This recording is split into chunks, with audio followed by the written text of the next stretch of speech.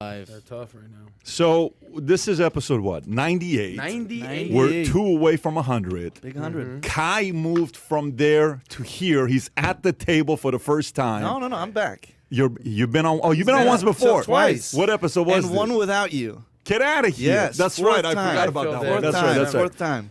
Adam was running down one. Yes. And then Kai. we have Tyler here today at the table. How did Tyler get in here? I hear We the said, audio. who's the most conservative person in the office? We said, Gerard. No, Tyler. You think Tyler's more conservative than Gerard? 100%. Oh, you were Stop about it. to find out. Okay, all right. We're going to have a good time. He's like a closet conservative who's ready to break out right now. Knock it off. Yeah. Knock it off. But what's David doing back there, by the way? David is just sitting there, with his mustache. I found my way here. Yeah. There was a door open, a seat open. You just I went and sat down. sat there. Yeah. Let's Let me just make hope. myself to the party. Let's just hope when we ask to type A, you actually type A, unlike Kai. I think This is Kai his time to shine. intentionally wanted to fire himself from there to get hired here.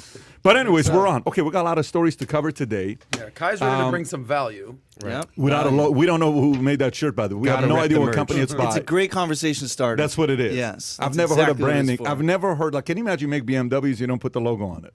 You ever heard of that before? One big guy's one big riddle, mystery, Creative marketer. secret. He doesn't like letting anything out. What's it to you, though? Hey, what's it matter? Yeah, don't worry about that. It is what it is. It is what it is. Okay. It's like the old guard and the new bucks right So here. listen, Young we bucks. started off and I asked you guys, what things do you have strong opinions on with all these stories? George, can you bring me up a little bit, by the way? Bring me up a little bit. Check. Okay, that's good. Much better. Kai's first thing he said is Hertz buying 100,000 Teslas. Okay, so Hertz not only files bankruptcy, but they decide to buy 100,000 Teslas in the largest electric vehicle purchase ever, which we'll cover that.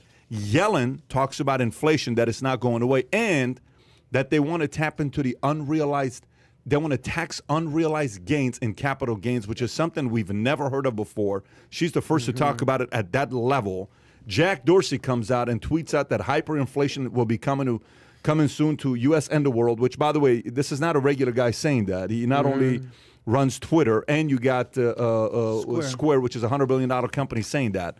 Ricky Gervais said he wants to live to see the younger generation get called out for not being woke enough, which, that guy's in a league of his own. That'll happen. Bill Maher defended Chapelle. We got to talk about Alec Baldwin, what happened there. We got some stories with what happened at Denver Airport when they held the job fair expecting 5,000 people to show up. And, folks, you're going to be surprised how many people showed up at this job fair.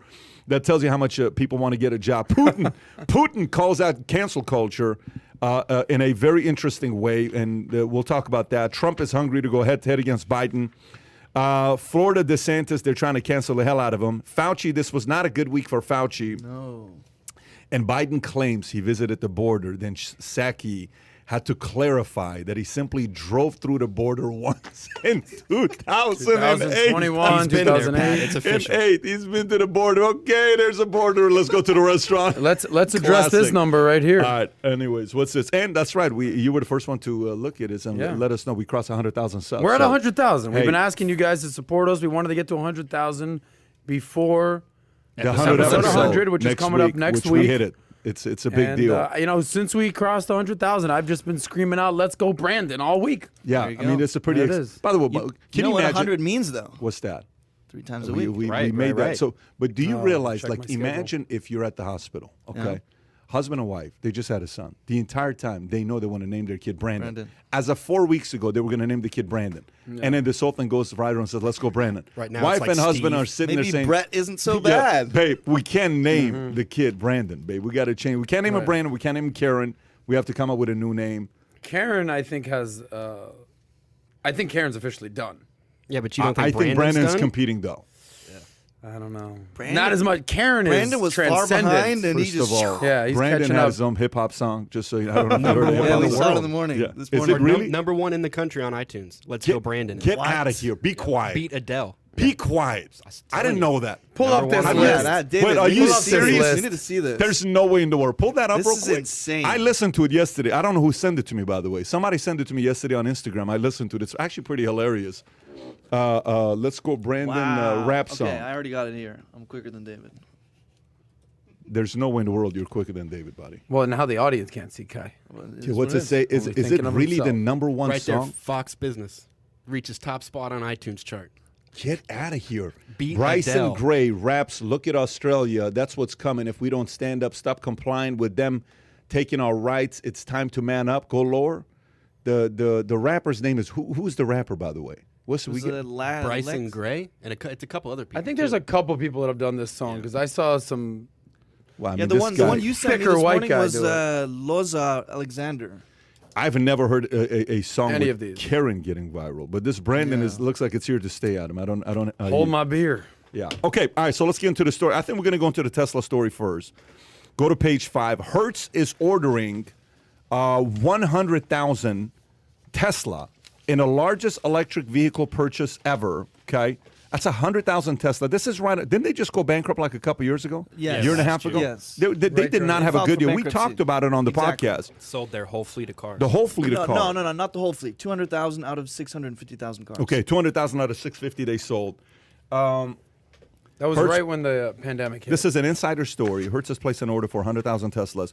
The car rental firm announced Monday the cars will be delivered over the next 14 months, with Tesla Model 3 sedans set to be available for rental in the U.S. and Europe. Hertz also said it will invest in charging infrastructure to support the fleet. The order is a big boon for Tesla.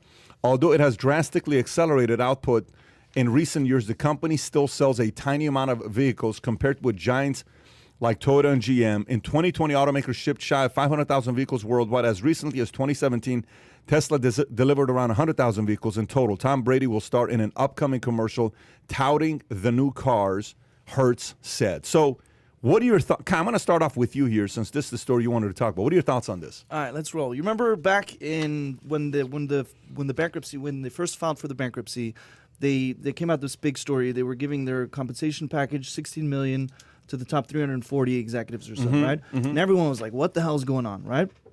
And we read that it said they were giving it so they would stay on in terms of the transition period and stuff like this. I took a dive into this yesterday, and I gotta say I'm impressed. This is a 104-year-old company.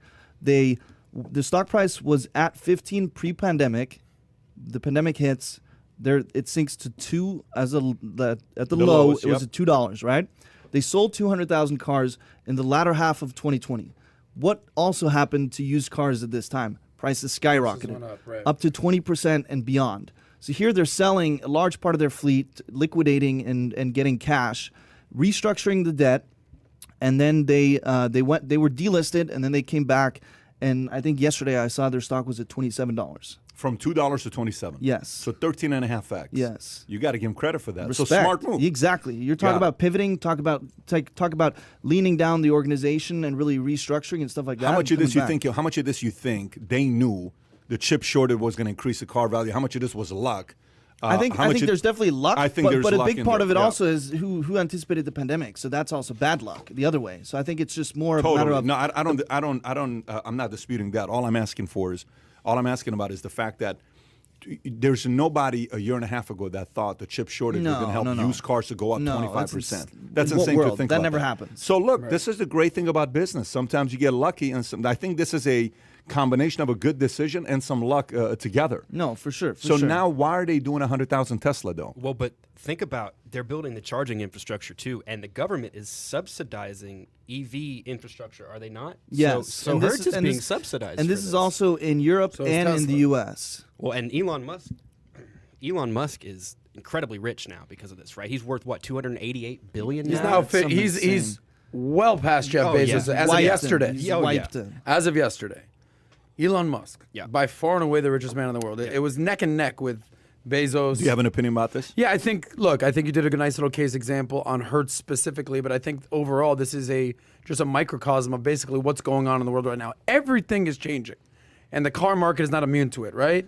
Whether that's people quitting their jobs, everyone's out of the workplace right now, the great reshuffle, right? The great resignation, everything that's happened with that. I mean, Kai, I'm shocked you didn't cover what Norway's going on right now. Every chance you get, you want to bring up Norway. Norway's going all green by how long, right? It's a couple years from now. but Okay, yeah. everything's going green, everything's changing, but there's one constant. There's one constant in the world for the last 20 years, and that's Tom Brady. He's still out here doing Tesla commercials, apparently, or commercials for Hertz. Hertz, yeah. Well, Hertz Tesla. I mean, this is Right. what it is. So everything is changing other than Tom Brady's greatness. That's the message I got here. So staying be prepared. consistent. He's staying consistent. So the gas, obviously, The guy threw is on 4 the way up. touchdowns in the first half the other day. Yeah. And he's 43. That's wild. Four touchdowns in the first half. Making it seem so easy. Cam Newton's like, something's up with this guy with the whole Benjamin Button deal. I tweeted out, I said, Benjamin Button, a.k.a. Tom Brady, threw for 4 touchdowns. The guy's in a league of his own. Well, he had a bone to pick with the Bears. Is this the whole Aaron Rodgers who called him, I own you, and he comes out and he says... that was last week with Aaron Rodgers. He says, apparently Aaron Rodgers owns a few shares in the Chicago Bears. I don't know if you heard him saying that. Did you hear him saying that? No, that's what Brady said? That's what Brady said. Well, I saw that Aaron Rodgers was owning the Bears, Yeah. which he does. Yeah, so what's the bone to pick No, with the Bears? very rarely does Tom Brady make boneheaded plays, but last year he threw some, long pass on 4th down. And he goes, "Oh shit, I thought it was 3rd down." Oh, It's like you're freaking Tom remember Brady. that, What are yeah. you doing? So before the game, or pre-game, they were like, "Tom, you lost to the Bears last year. You guys end up winning the Super Bowl. You're good. Bonehead play of the year on your half." He's like, "Don't worry, I got something for you this week." He came out and just crushed him. How do you not love the guys? By the way, the Manning brothers, what they're doing, and he that's great. he says, I love playing against your brother Peyton, and then Eli says, I actually love playing against you. Exactly. Beat you every time in the Super Bowl. Peyton said, "Hey Tom, don't you have a curfew? Don't you need to go to sleep?" Tom's like, "It's actually past my curfew. Yeah. I gotta go to bed." That banter going back and forth, man. These Manning brothers, not only do they have talent, but they're also funny. They're funny. Peyton's funny. Eli's got his own style of funny, though. Yeah, But the lead is Peyton. Yes, Peyton's for the talent. sure, for Peyton's sure. definitely the face of that. Dude, I miss the Peyton Manning commercials. Those were great. For was Progressive, right? he's still doing stuff. He's Don't count him out, Tyler. He's No, not he's going hustling. away. Don't now, man. cancel He's got Peyton his Manning bourbon just now. yet, Tyler. He is not going away. Okay, so how about we talk about the Alec Baldwin controversy with what happened? Man. Yesterday was so interesting seeing you and Mario go at it, because for a minute we were thinking about having Mario on the podcast. Yeah. And you pissed him off so much that he said, "I don't want to do it." He went to go find a gun. You can't say that stuff on podcast. Oh, my bad. You- A water gun. You're going to be canceled. You're going The to be green water canceled. gun Squirt emoji. gun. Come on, Adam. We all know All right, that. okay. This first of all, this is soon. not a funny story, but the true. joke is towards what you said with Mario. So let's talk about what happened here with Alec Baldwin. It's all over the news. I don't even know which part of the story to read. I guess I'm going to read what happened, then I'm going to go into Alan Dershowitz, how he defended it. So director of photography killed, movie director injured after Alec Baldwin discharged prop firearm on movie set, CNN story. A film crew member has died, and another one has been injured as he discharged a prop gun in New Mexico Thursday. Director of photography Helena Hutchins, 42, was transported to the hospital via helicopter and pronounced dead by medical personnel at University of New Mexico Hospital. Tragic event. Director Joel Souza, 48 years old, was transported to Christus St. Vincent Regional Medical Center by ambulance for care. Rust is a Western film set in 1880 that stars Baldwin, Travis Fimmel, and Jensen Ackles. Ackles is what the movie is about. Now, I want to tell you about the story with what Alan Dershowitz said. Is the Alec Baldwin shooting a homicide? This is Alan Dershowitz for MSN. The evidence is currently unclear as to how a real gun with real projectile was handed to Baldwin, allegedly with an assurance that it was a cold gun. Such a verbal assurance does not come close to satisfying what should be the fail-safe standards. Regardless of what the investigation reveals, it seems clear that the preventable negligence contributed to the death based on prior cases. It should have been crystal clear that no gun or projectile capable of being fired should have been on the set or anywhere near Baldwin and any other actors. According to numerous newspapers, reported film productions still often use real guns loaded with blanks. Accordingly, these involve actual gunpowder and a cartridge that can provide a realistic-looking flame and spark. Burns and other minor injuries are common, but serious injuries are death are unusual. It is likely that the killing of Helena Hutchins could constitute a homicide. That is a criminal killing. The remaining questions are who might be criminally responsible for the killing and what degree homicide fits the evidence. So having said that, I'm going to go to you first. What are your thoughts about this? Look, I think Obviously, the biggest question is, will Alec Baldwin go to jail for this? Will he be charged with, killing somebody? Well, look, I think number one, that's just what a sad situation. Are you kidding me? Just that you're on a movie set, you don't think anything other than imagine just coming to work today and hey, everyone, get your set ready, bang, Okay, so I think she was married. She had a young son, and Alec Baldwin gave a heartfelt response to the family. There was the director apparently shot as well. I don't know if it was the same bullet. In the shoulder, same bullet. You asked the question, what's going to happen to Alec Baldwin? I don't think anything whatsoever is going to happen to Alec Baldwin as far as, being charged with anything, being sentenced to anything. I think, look at the evidence that's happened here. He was quote unquote given a cold gun. I think the biggest question here is what the hell was going on that set? They said that the assistant director had previously was fired because of multiple gun incidents on a set that he was on. Why is there a real gun on set? I mean, we're making movies here. We're making fake stories, but you have real guns on set. So I think they use real guns, but blanks. They put blanks in the real guns. So why are real bullets on set? Sometimes they use real guns, though. Do they really? Absolutely. Why? Sometimes they use real guns. And they were also saying that the gun had misfired earlier on the set. 3 times it Which is- misfired. which So is look, crazy. There's been, and I remember being a kid. This was probably in the early '90s. I don't know the year, maybe like '95. But I remember an incident like this happened, and I was in complete disbelief.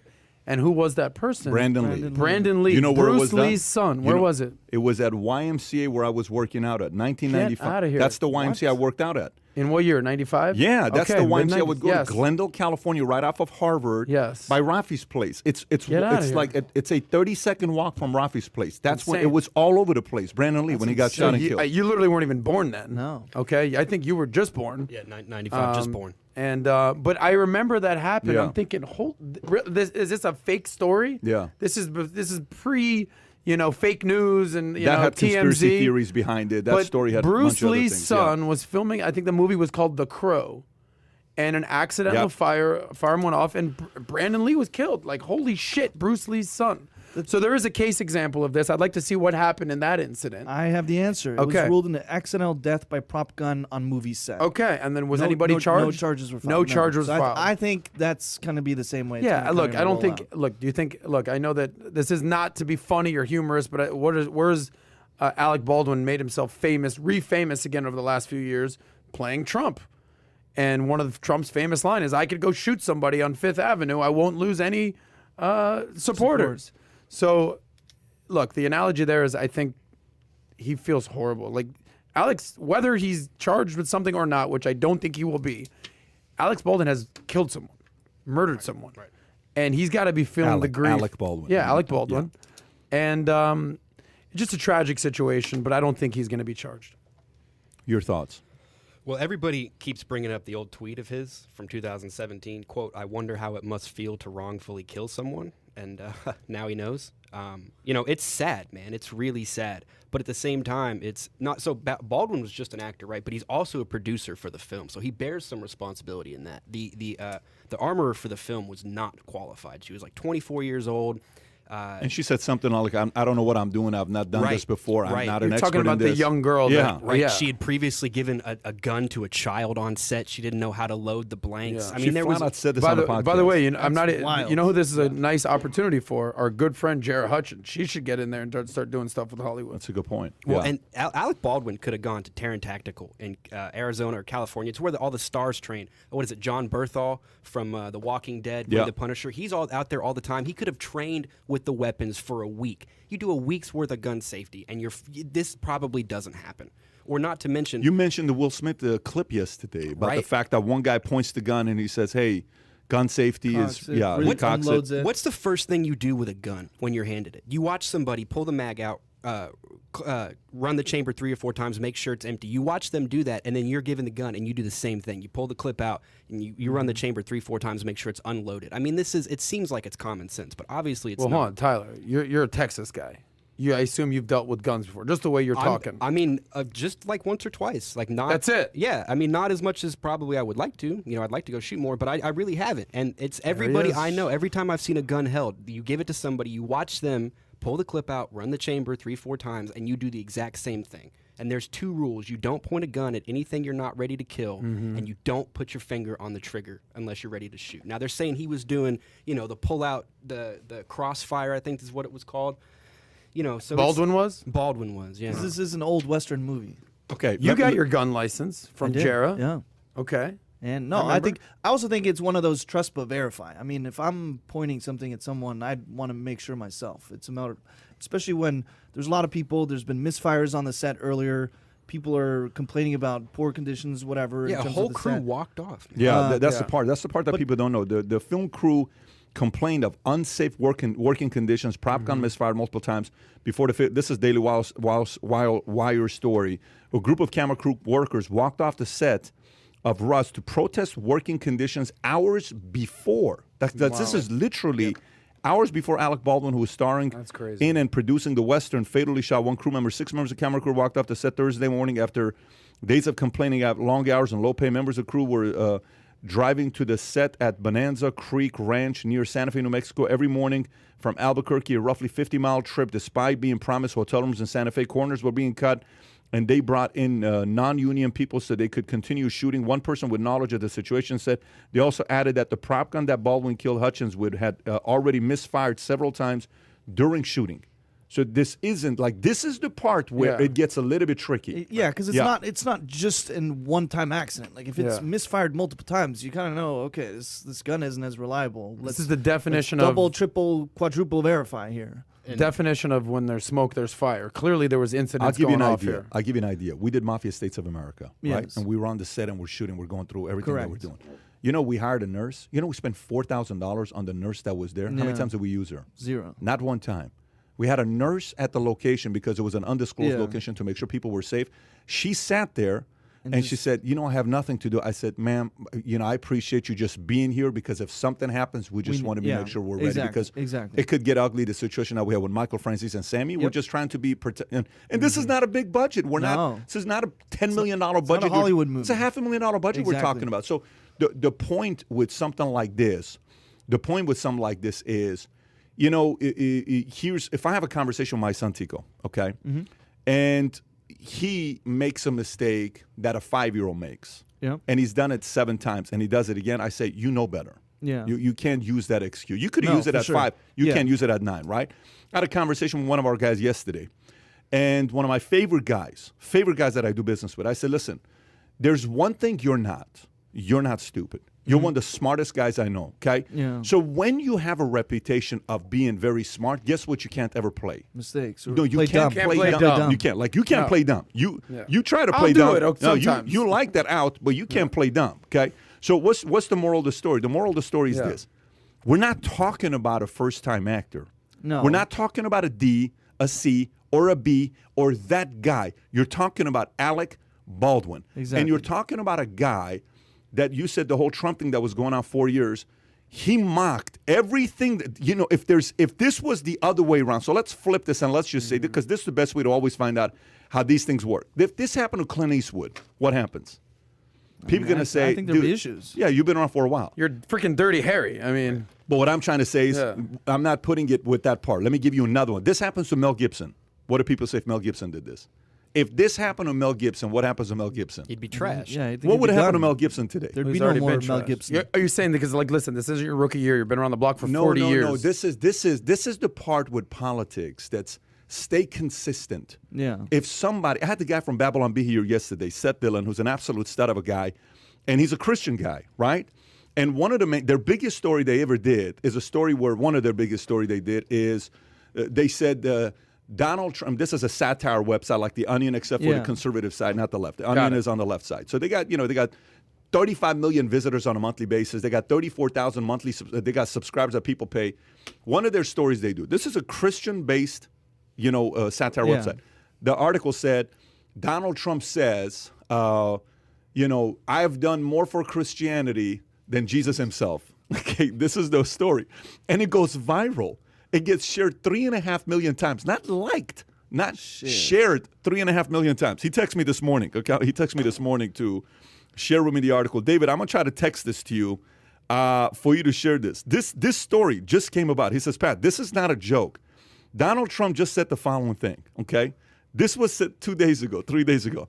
Donald Trump said this month, nobody has done more for Christianity or evangelicals or for religion itself than I. So this That's a true story? This is a true quote from Trump, what he said, right? Okay. Well, he has. So, but the point is, I want to share this with you. David, do I have your number or no? David, I just sent it to you. Just put it up so people can see it. So here's the question where I'm going with the story, okay? Stay consistent. Yeah. If this was Mel Gibson, would you have played the same position you played, MSNBC, CNN, and all the late night shows that are defending Alec? Because to me, if it was a Mel, if it was a Clint, if it was, even throw Vince Vaughn or Libertarian in there, how would you have handled this? Would you have come after him? I don't know. I'm not telling you yes or no. All I'm saying is I don't know. Do you see they're playing politics with this? They're doing whatever they can to put the blame on the producer and the set, not on Alec. What they don't realize is the fact that he is one of the producers. So this is a responsibility on you being the producer. So it's not a simple situation. I just came here, I acted, and we left. What happened before? The complaints, unsafe environment, all of these things, if the attorney on the other side is arguing, they're going to use this, okay? And then forget about the guys on the other side that are going to mock him for what he said in 2017. Yeah, use his words against him. So I'm sorry, this is karma catching up as well a little bit. If you play that card, you have to be ready that this is going to catch up. What's the biggest thing I say about Trump? He keeps creating unnecessary enemies. I'm sorry, you did this to yourself, Alec, and now you're going to get some of it because you kept joking about this. Now you did this, you're going to be held accountable for it. Now, the question, do I really think he's hurt? Do I think this really messed with him for him killing a crew member? What do you think? Absolutely. Emotionally, yes. Absolutely. Yes. There is no question about it. I fully believe the guy's devastated with the fact that this took place. And I don't even think it's devastated from the standpoint, oh, babe, am I going to go to jail? Yeah, like you're talking to your girl. I really think he's hurt. I really think he's mourning. I really think he's struggling with it. But at the same time, we have law and order. We have justice, okay? In the point you made yesterday that I don't know if you know when you talk about a guy like this, an A-lister, nothing's going to happen to the guy with an A-lister. I actually agree with you. Yeah, okay, we're on the same page there. I think this has happened 3 times. There was another guy in the 80s that this happened to, a 24-year-old stud actor that was coming up and they shot him as well. I don't know the name. He wasn't a big name, but it was before our era in the 80s when this happened. We'll see what's going to happen here. But if a Dershowitz is saying you're going to be held accountable for this, Dershowitz. Or he's saying someone's going to be held accountable. But he's a producer, obviously, though. Well, he's a producer. No, 100%. So if you were being too cheap to bring somebody, like they were interviewing a guy that's a former FBI guy, and what he does today, he gets hired to sit in sets and making sure everything is safe. You're supposed to do that on productions, 100%. okay? So he said, every time before a gun goes, somebody looks and says, okay, boom, boom, boom, here you go. Good. That's their job. Quality control. If you don't have that guy, then the liable. liability is on you for not wanting to have that guy. So who is the person? Who's the executive producer? They're going to go to that. So I think it's not going to be a pretty sight. But and I also think that when you have movie sets where you're cutting a little bit on costs here or there, like you kind of get away with it at the time. But when shit like this happens or accidents happen, everything is going to be scrutinized, and then it's just going to be blown up to here's what sucks a bigger about one. this. Here's what sucks about this. Here's what sucks about this for the creative that I just thought about. So imagine the creative that can't afford to pay Alec the money that they want to pay him. Yeah. And let's just say they're trying to get a guy just come and do a cameo or just come and do something basic. Here's a role I want you to play. Dude, the standards for what's going to happen with movies going forward is going to go to a whole different level. Here's the other thing that's probably going to happen as well. Incidents like this, with the current climate that we have, SAG is going to over-regulate like never before. The cost of what it's going to be required to have on every single set just went to the roof for this. So the small business owner creative is sitting there saying, freaking A, expenses probably just went up 10, 20%, and we can't even afford it, but we got to do it now. No, you can't play a game at that point. No, you can't. It doesn't have to be a cost thing. It's a competence thing. If you just you don't have to hire somebody that's expensive to have somebody that's competent. You just have to vet them and do your research and put the proper systems in place.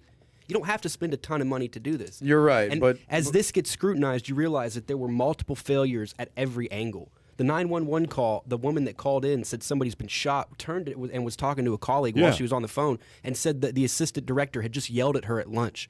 Like she was cursing, by the way. Right. Yeah. This whole movie was just a cluster. And as it gets scrutinized, you realize that it wasn't just the armor. It was failures at multiple points. And it could have been prevented, which is really what's sad. Oscar just said something. He gave $5. Thank you, Oscar. He said, if you handle a real firearm, you are 100% responsible to ensure that there is no round in the chamber capable of firing a projectile.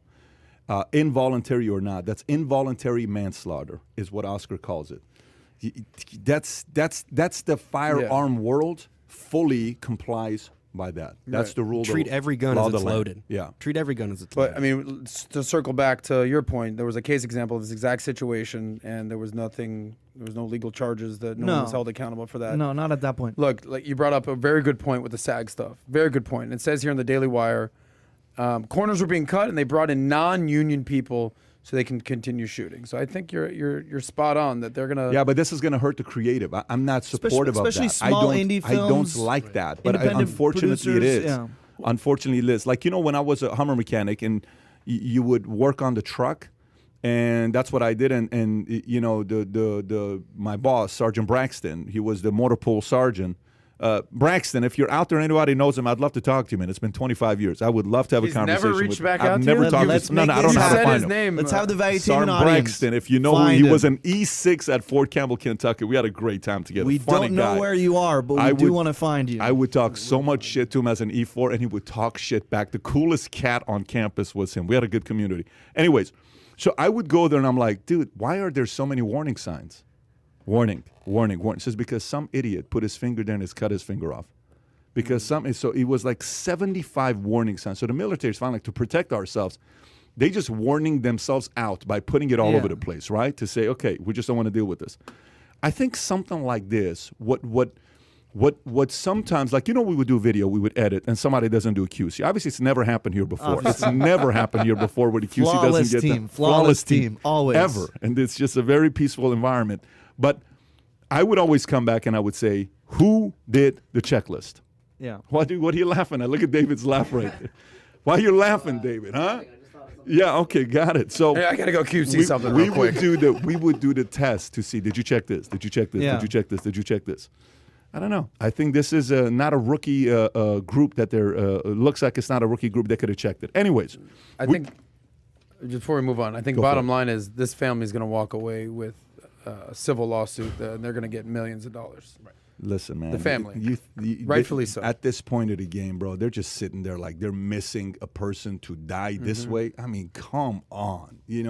There's ways to go. This is not a way you want to lose somebody you love. And it's so unexpected. Yeah. It's not like the husband was married to a police officer. She was a director, a cinematographer on a movie set. It's like, goodness gracious. Yeah. Listen, condolences goes out to that entire family. Big time. Nothing anybody For says sure. is going to replace the pain, but our prayers are with you. So let's continue to the next story. I'm going to go to the Jack Dorsey story here. Twitter and Square CEO Jack Dorsey says hyperinflation will happen soon in the U.S. and the world. Now, hyperinflation, for people that don't know, Kai, it's 2 months in or 50%. Yeah, It's 50% increase month over month. Yeah, but that's what the scholars have put it. Yes. That doesn't necessarily have to be the case. No. Hyperinflation could be 10%, 15%, but the Correct. scholar said categorically it's 50%. So they just kind of came up with this number, and we followed that guideline. But here's what happened. This is a CNBC story. Twitter co-founder Jack Dorsey weighed in on escalating inflation in the U.S., saying things are going to get considerably worse. Hyperinflation is going to change everything. Dorsey tweeted, it's happening. He added that he sees the inflation problem escalating around the globe. It will happen in the U.S. soon, and so the world. The tweet comes with consumer price inflation running near a 30-year high in the U.S. and growing concern that the problem could be worse than policymakers have anticipated. It's one thing to call for faster inflation, but it may be surprising to some that Dorsey used the word hyperinflation, a condition of rapidly rising prices that can ruin currencies and bring down whole economies. So I'm going to go to you first with this one before I go to Tyler and Kai. Well, I think for sure, no matter what Jack Dorsey says on Twitter, I don't think he's going to get removed or canceled from Twitter. That's a good point. I think no matter what he says, Your he's going level of research is he's ridiculous. He's going to be okay. Adam, real quick, yes. how'd you get to that conclusion? Yeah, I think, he knows that people are too on Twitter. But I know you brushed over the numbers. But I actually thought you'd be a little bit more... I'm reading the story first, and then we can No, go. meaning like you're a numbers guy. Yeah. And inflation typically runs at what, 2 to 3% year over year. 2% right? is a good level of Okay, inflation. right? So Social Security was just adjusted for our seniors. We have a large senior community. This is our podcast. It was just adjusted. Believe it or not, you're not joking. Yeah. We have actually a big senior community. We do. As crazy as it sounds. Yeah. I got stopped by a 78-year-old at the beach saying, hey, I listen to every single podcast you guys do. And not only that, she's a 78-year-old Jewish grandma. That's Yeah. awesome. She says, you're the only podcast I listen to. It happens to be my grandma. But It ain't your grandma. whatever, bro. But the reality is they just got I don't even call it a pay raise, a retirement raise of 5.9%. Right? There's no secret that inflation's definitely gone up. They're saying that it's somewhere around 5-6%. They're saying that it's transitory. Maybe it's not transitory. But I think when you use the word hyperinflation, so if you're typically running at 2 to 3%, and there was just a adjustment in cost of living at 5-6%, and now you're talking, the definition of inflation is 50% a month or 1,000% a year. Yeah, hyperinflation. We're not hyperinflation. It's not even close. So is it hyperbolic? Yes. Is it accurate? Maybe not. I mean, and then who's been speaking against Jack Dorsey? Economist David Rosenberg. Kathy Wood from ARC came out and she said, look, you don't know what you're talking about, bro. Well, Jim Cramer even said something as well. She can, that's a religion, right? That whether you're going to agree with her, because she talked about the fact that in 2008, she believed hyperinflation was coming because the whole Alan Greenspan, quantitative easing that she did. She said, I ended up being wrong. Yeah, she walked that back. Yeah. So she's the opposite end of Michael Burry. Just remember that. So she's the opposite of Burry. She's whatever Burry believes, she's the complete opposite. Why is that? Burry shorts Tesla, she longs Tesla. Right. So you just got to know. very big on And things. somehow they're both very successful investors. They're both very successful, but they're very opposite religions. That's I want you to know that. She's doing okay with Tesla right now. I'm not saying it. I'm just saying those are two opposites. So if you're a Burry camp, she's the opposite. The point that I'm ultimately getting at is inflation here? Yes. Is inflation real? Yes. Is hyperinflation here yet?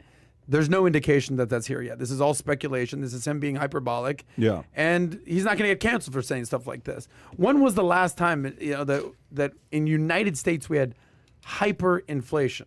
Hyperinflation.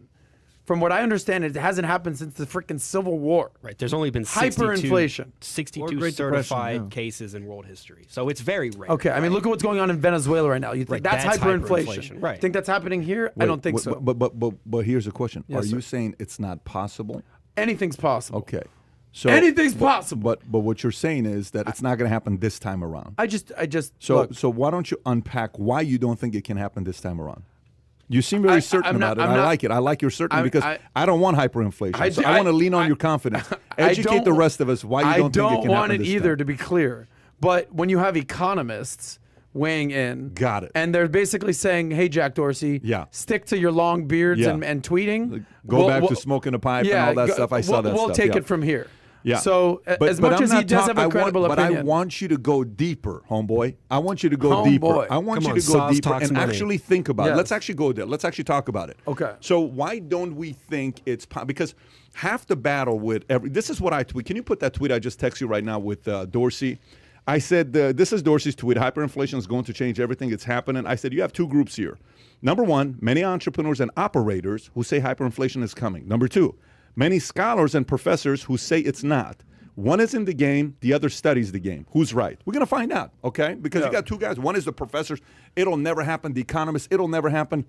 Dorsey's in it, runs Square, gets every data, probably has more access to data than anybody else in the world to find out the transactions and the 10 different things that they offered there with their, credit services, with their, payments. They can find out who's buying what at what point. They can see everything. No one has more.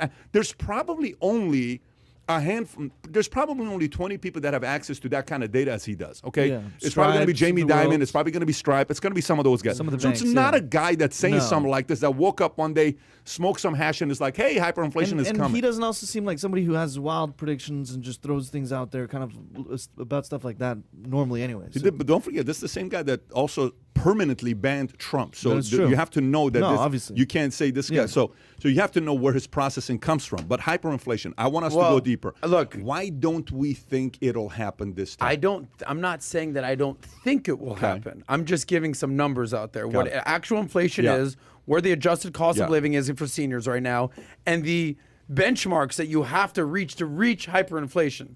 Again, inflation is here. No doubt. We printed 40% of the world's of United States money in the last 18 months. We printed what, $5 trillion? That's no freaking joke. I'm not downplaying that whatsoever. Right. But have we hit 50% a month. If we hit 1,000% a year, we haven't hit that yet. What if we've hit a tipping point where that's where we're headed? That's the question. That's what I'm concerned about. Hang on. Hyperinflation by whose standards? Does Jack Dorsey mean hyperinflation at 50% month over month, 1,000% a year? Or is he being a little bit hyperbolic, but 10% inflation? It's not hyperinflation, but you definitely feel it. It hurts. It's going to hurt the economy. It's going to blow. So hyperinflation by whose standards? Okay, yeah. So then use the word high inflation. But to use hyperinflation, like we're using definitions right here, right? Right. Hey, high inflation's here, bro. Brace yourself. Okay, cool. I got it. By the way, but to say hyperinflation, you make a good point, because the Morgan Stanley CIO came out yesterday. I don't know if you guys saw this or not. Morgan Stanley CIO came out and they asked him saying, hey, what do you think about the fact that Dorsey said, hyperinflation or stagflation? He says that you can't use those words. He says, we're not going to use those words. What we do believe is inflation is here and it ain't going away anytime soon. So he didn't say what Yellen said 3 months ago, which is it's just like temporary. It's going to go away, or what Biden said at the CNN town hall when he said, probably in the first or second quarter of 2022, it's going to go away. Gas prices are going to go back down to what it is. And then the guy asked and says, so some of the issue, and he went into border, which we'll get into that later on. But Morgan Stanley CIO agrees with you. They don't think hyperinflation is coming. All I'm asking for is indicators to make us believe that that's not going to happen. Because what is the cause of inflation? What causes inflation? Printing of money. Okay, what else? Money supply. Too much What money? else is it? Right. Too much money. It's a supply and demand thing, right? It's a supply and demand thing. What else is it? Workforce. Workforce. What else is it? Well, I would say the fact Cost that of goods, obviously. S&P and Access Dow to hit goods? all-time highs is a big. Say that again. S&P and Dow hit all-time highs yesterday. It's like, why did they do that? What there's else? There's no Access to Frothy. goods? Access to goods. A bunch of stuff that are finance, fake success. Yeah, credits, debt. All of that stuff, right? That's causing hyperinflation. Now, I want to read Janet Yellen because before we continue with this, here's what Janet Yellen had to say about inflation just yesterday or 2 days ago. Yellen says Americans have experienced current inflation rate in a long time. Haven't experienced current inflation rates in a long time. A CNBC story. Many firms are experiencing a shortage of labor, Yellen says during an interview with CNN Sunday. The COVID shock to the economy has caused disruptions that we'll be working through over the next year. And of course, Americans haven't seen inflation like we've experienced in a long time. Host Jake Tapper noted how inflation is growing at its fastest pace in 30 years and asked whether spending more money on Biden's Build Back Better agenda will be pouring gas on the inflation fire, prompting Yellen to say the spending on the bipartisan infrastructure package and a massive social spending package would be spread out over the next decade. Tapper later asked Yellen when she expects the inflation rate to return to 2% levels, which the Federal Reserve classifies as acceptable. She replied, I expect improvement by the middle of next year, second half of next year is what she's saying. Okay, that's her words. Let me see if there's anything else. That's it. Okay. I have two questions. Go for it. Question number one, do you believe her? Do I believe her? What she's saying? Absolutely not. And question number two, do you believe that she believes what she's saying? I actually think she does. Okay. I actually think she does because, and this is a smart woman. This is not a person that hasn't been around. She's a smart. She's been done fair share of I things. actually think she does, and I actually think a part of it is what you're supposed to do to make the world not panic and overreact. Because the last thing they want is for people to stop buying, for people to stop spending, for hoarding, going back into that mode. No. That is not a thing she wants for the economy because that's not her job. Now, I called Goldman Sachs yesterday just to kind of find out what their thoughts are on what's going on. I said, so what do you think is going to happen with rates? He says, well, Powell's already said they're going up. I said, okay, what do you think is going to happen with inflation? He says, it's here. It's not going away. And to control inflation, the way you do it is by increasing the rates, right? So, so it slows things down. Say hyperinflation goes. Okay, you go study Jimmy Carter. Today I did a video talking about is Joe Biden the next Jimmy Carter 2.0 or much worse, right? Yeah. And we compared how many markers? 10 markers? Yeah, something like that. On how inflation was, how misery index was. And we compared from the beginning of his administration to the time he ended, and we compared Biden from the day he got started to where it is today. So it's a very interesting thing. Inflation during Jimmy Carter, do you know how high it got? Nearly 14%. Yeah. Okay? During Jimmy Carter. Well, interest rates were double digits at that point, CDs, you right? could get Insane. a 16% CD. Talk about save that money. Yeah, 16% CD, but it means nothing if you're making 16% CD and inflation is 14%. You're only And if really your mortgage is 12%. yeah, that means nothing. So it's all out of whack. Here's why hyperinflation may not show up. This is when they say hyperinflation may not show up. Here's how hyperinflation may not show up. Hyperinflation may not show up, but 10-15% interest rates may. Before hyperinflation shows up, they will control it by making interest rates 10 to 15%. Slamming the brakes. Slamming the brakes at the highest level. Listen, pump the brakes. Don't go finance anymore. If you can't afford $1 million home and you can't put 20% down, guess what? This ain't for you, okay? Yeah, no more 5%, no more 10%, none of this stuff. Just go back and buy a $500,000 house and come back 3 years later. No more easy money. No more free money. The whole fake money, the easy money stuff. Because money is so freaking cheap right now. It's ridiculous. There is a part of you. Correct me if I'm wrong, because with all the printing and the fake success, because you get worked up about this, there is a part of you that definitely wants to see some things crumble, some things crash. Why would I want it, though? Tell me why I would want it. Because you've actually made your success the right way. Yeah. So when you see fake success, you're like, this. But let me ask you a question. Let me ask you a question. So why would I want it? Unpack why I would want it. Why would you want? Why would I want that to happen? Just so reality comes back to normal. Okay. I think. I mean, you see a story out there that you put $100 into Shiba Inu, some crypto coin, and now you're worth $1 million. Yeah. Something ridiculous. Okay. It's just so far fetched. Sure. It's fake success. It's fake money. If you made it the real way, why would you want fake? The only time where you would want something like this to happen is sometimes we have to be reminded by reality hitting us. Yeah. And it hasn't hit America yet. I also think it's a restructuring of the people who can and know how to do it versus the That's people. one area. But to me, sometimes, look, we can sit here and philosophically talk about 93 keys to success and how to do this with money and how to do that with money. Mm-hmm. Sometimes it's simplicity, man. It forces you to go back to simple concepts. This is not about quantitative easing or QE, Q of E's or don't spend more than you have. It just goes back to basics. So America needs to be humbled a little bit by the economy. And the way we're going right now, people are thinking this is going to last forever. We had a guy who we were working at Bally's. We both leave Bally's. I go to the insurance industry. Within 3 years in the insurance industry, I'm barely making 6 figures a year. Within 3 years in the mortgage industry, he's making $500K per month. Wow. We go to the bank per month. I go to the bank, and I'm fighting B of A on a fee. He's tellers down. He's saying, I'd like to deposit $1.3 million. And I look at him, I'm like, he looks at me and says, hey, Pat, he just deposited $1.3 million. Just give me the 0.30, 30K. What year is this? This is 2004, 2005. First and he's in the mortgage industry? He's in the mortgage industry. He's making $500K a month. You know what happened? What happened to that guy? He had 4 Rolls Royces parked outside. Mm-hmm. He says, I need 4 different color 4 Rolls Royces. Living in all the... Everything was financed. Guess what happened? He lost it all. Tax, every single thing wiped out because that was fake success. Yes. And fake success gets filtered out very, very quickly. And it's going to happen again. But the direction we're going right now, when a Jack Dorsey says something like this, and people say that'll never happen, the only reason I agree that hyperinflation will never happen is because before hyperinflation comes, you're going to experience 10-15% interest. Oh, you'll see. There'll be 10-15% interest. And there's also something to be said about there's so many people that are getting money or making money without working. Right. And here's let me just finish this and then I'll go to you. What happened to just hard work in America? I'm working my ass off. I'm working hard. I'm working smart. And I'm reaping the benefits of what I sow. Now it's stimulus checks, right? Just unemployment. It's crypto. It's NFT. It's whatever, stock market. It's my house just appreciated 35%. It's all cash buyers. It seems a little too good to be true. And when it is, it usually is. It usually is. But Adam, that's what 80 million people voted for.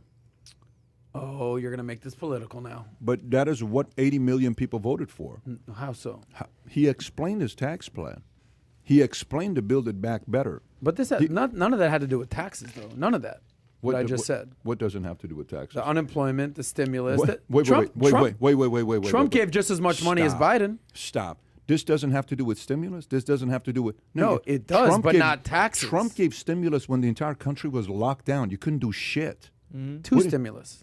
You couldn't do anything. Nobody could go to work. I understand. Do you remember in Dallas, we'd drive the streets, we're like, shit, are we going to say we're essential or non-essential? Do you remember that? I remember when I was worried I'd have to have like a pass to basically show I'm going to work. Don't arrest me. Do you Don't remember arrest me. that? Yes. We would drive the streets worried because all of the freeways were empty. Nothing. I did a story one time. I'm like, look at this. This doesn't make any sense. At the place was 7:30 in the Must have morning, been rush hour. April or when this is when it But first this hit. lasted 3, 4, 5 months. Yeah, This I isn't agree. like it lasted a month. We came every day to work. We came 7 days a week Yeah. to work It was during wild. that time. But it was Good wild. old days. So Yes.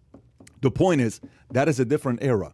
But if you continue like this, here's what'll happen. I'm with you. Let me explain. No, I know you're with me, but this is what people voted for. The people that voted for Biden are getting exactly what they voted for. This is what they wanted. So you have to understand that when congressmen and senators get up and they say, I'm working for my constituents, when they say things like that, they give a Manchin a hard time, and Manchin says, listen, do you know where I live?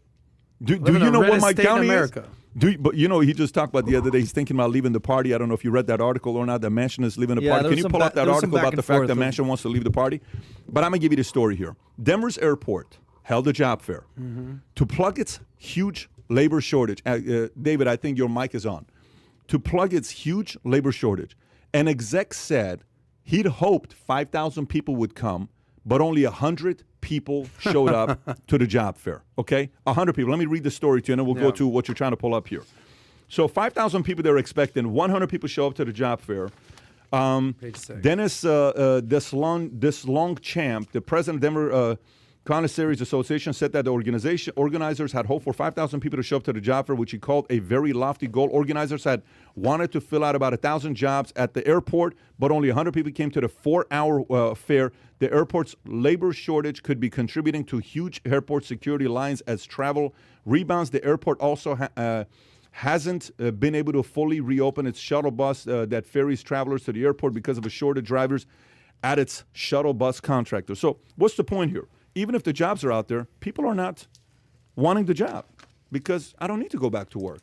I'm chilling, getting unemployment. What happens when the people, you've talked about this a few times on the podcast, when the people that are making $18 an hour to flip a burger, the restaurant workers, the minimum wage jobs that are making $20 an hour, what happens when they're either replaced or their wages drop substantially, right? And on top of that, when we pump the $2 million for the budget bill and the $2 trillion and the $1.5 trillion for the infrastructure bill, when that all comes through, what happens? When the wages drop or they're replaced by kiosks, the McDonald's workers, the Burger King workers, the people that are replaceable by machines, and the truck drivers, et cetera, et cetera, et cetera. What happens when they're all replaced? Or the wages drop? UBI, baby. Are you asking us? Yeah. I mean, what happens? Or are you asking them? Does because this, we know what happened. Does this attribute to the inflation and to, like Kai said, a point of no return where we could hit inflation that's unstoppable? Maybe not hyperinflation, but maybe 25, 30, 35%. Listen, there's a community in politics like Yellen who hate billionaires. They passionately hate billionaires. They hate the fact that these people have that much money. They hate the fact that Musk is worth 200 and whatever billion dollars, nearly $300 billion. They hate that a guy is that successful. They cannot stand it. So Yellen says, is the story here with Yellen and unrealized gains or no? I thought that story was somewhere here. Page 9. Okay, where's Yellen saying what she says? By the way, let me give you one little quick. I don't see the page 9. It's go ahead. I'm listening to you. Just before we move on to the talking about there it is. Got it. talking about the job fair. Yeah. This is just a little quick case example. You talked about minimum wage, $15 an hour, $18 an hour, $20.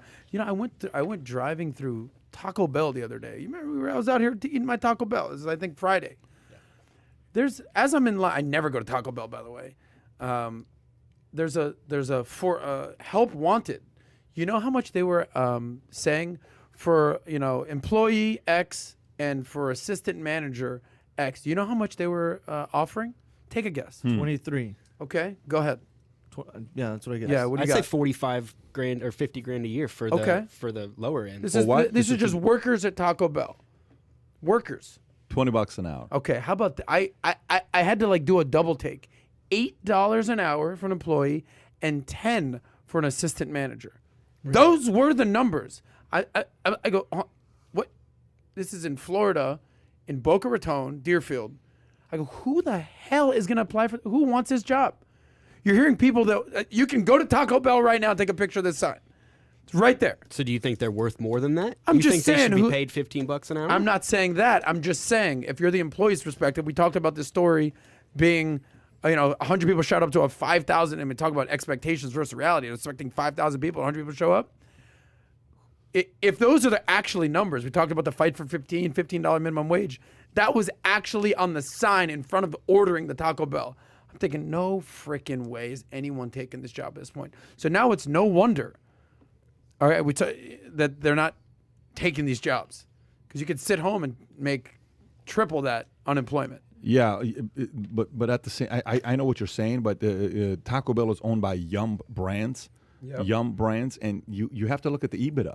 I mean, the EBITDA margins, where they are. If the EBITDA margins are above 20% and they're only willing to pay $8 to $10, I mean, you got to increase the hour you're paying. It's a mathematical formula. They're sitting there saying what they can afford to pay. They're showing margins to the guy that's buying the Taco Bell. So if you end up doing $15 an hour, you're not selling a $50 steak. You're not selling a $20 steak. You're selling a $2 taco is what you're selling. How much margins do they have in there? But the person that's going to take that job for $8, $10, $12 an hour, it's a 16-year-old kid. They can't spell EBITDA. They're not worried about EBITDA. They're like, should I take this job or not? I'm not telling the kid to worry about EBITDA. The kid doesn't need to worry about EBITDA.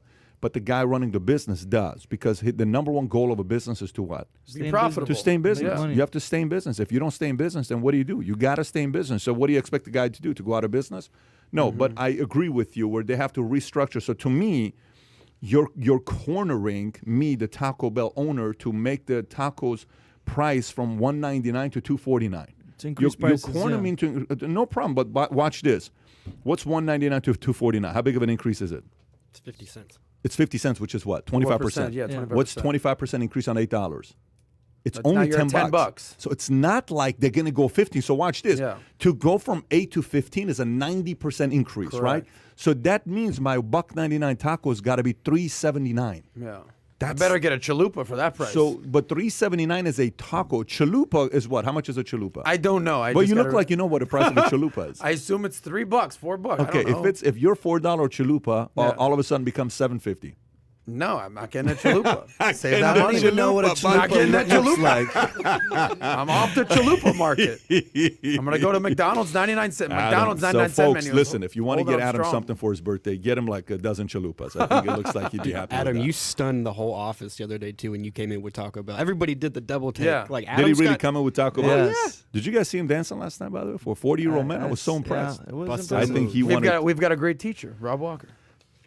Yeah, we definitely... We're going to find out if he's a good teacher or not. We're going to find out if Rob's a good teacher or not. Anyways, okay, I used to kill the bar mitzvah scene when I was 13 Did years you old. really, though? Killed it. You know, Killed John dance floor. Mason was one of those bar No, mitzvah... the difference between DJs. John Mason and I is the last time I went to a bar mitzvah was when I was going to bar mitzvahs at 13. John Mason went as a 30-year-old man hosting bar mitzvahs. Big difference. You just hurt his feelings. That's fine. You just hurt his just put it feelings. out there. Watch, can't he's hurt going to someone- come and slash your tires. Yeah, my car situation. Well, it's Did that get fixed, by the way, or no? No, I still got to deal with that. Yeah. Have you told him yet? No. Oh He my knows God. now. Let's hope he doesn't watch the podcast. But John Mason can't get mad if it's true. This is what his career was. John Mason. Now he's just- killing it. Just got himself a G-Wagon and a white Huracan is what he just got. What is a Mr. Huracan? Huracan? Lamborghini. It's a Toyota Avalon model Sick, of a Huracan sick, is bro. what it is. It's gonna be a all right. very Go unique Mace. Toyota. I saw him roll up in the R8 to Yeah, that's Maybe it. Adam, maybe you the should go to blue more R8. bar mitzvahs as well. And When I met John, he got out of John the was a game. professional bar mitzvah guy. Okay, so we got a couple questions here. So Paul Barres says, the good part of current nonsense is we don't need all the fast food. It is essentially poison. Imagine 25 to 50% of all these and other toxic businesses slowly disappeared. Okay, that's Paul's position. Next one is Smedley Butler III says, Pat, what if hyperinflation is their goal? What if it is their final phase? What if the people have to be brought to their knees before they'll accept the world digital ID system, Hegelian dialectic? Listen, a lot of people agree with you and believe what you're saying, and we know what Hegelian dialectic is, and it's a strategy that's worked effectively by big governments for a long, long time. So I'm not weighing that out. I'm not telling you there's not a group of people that are not planning to do that at the top.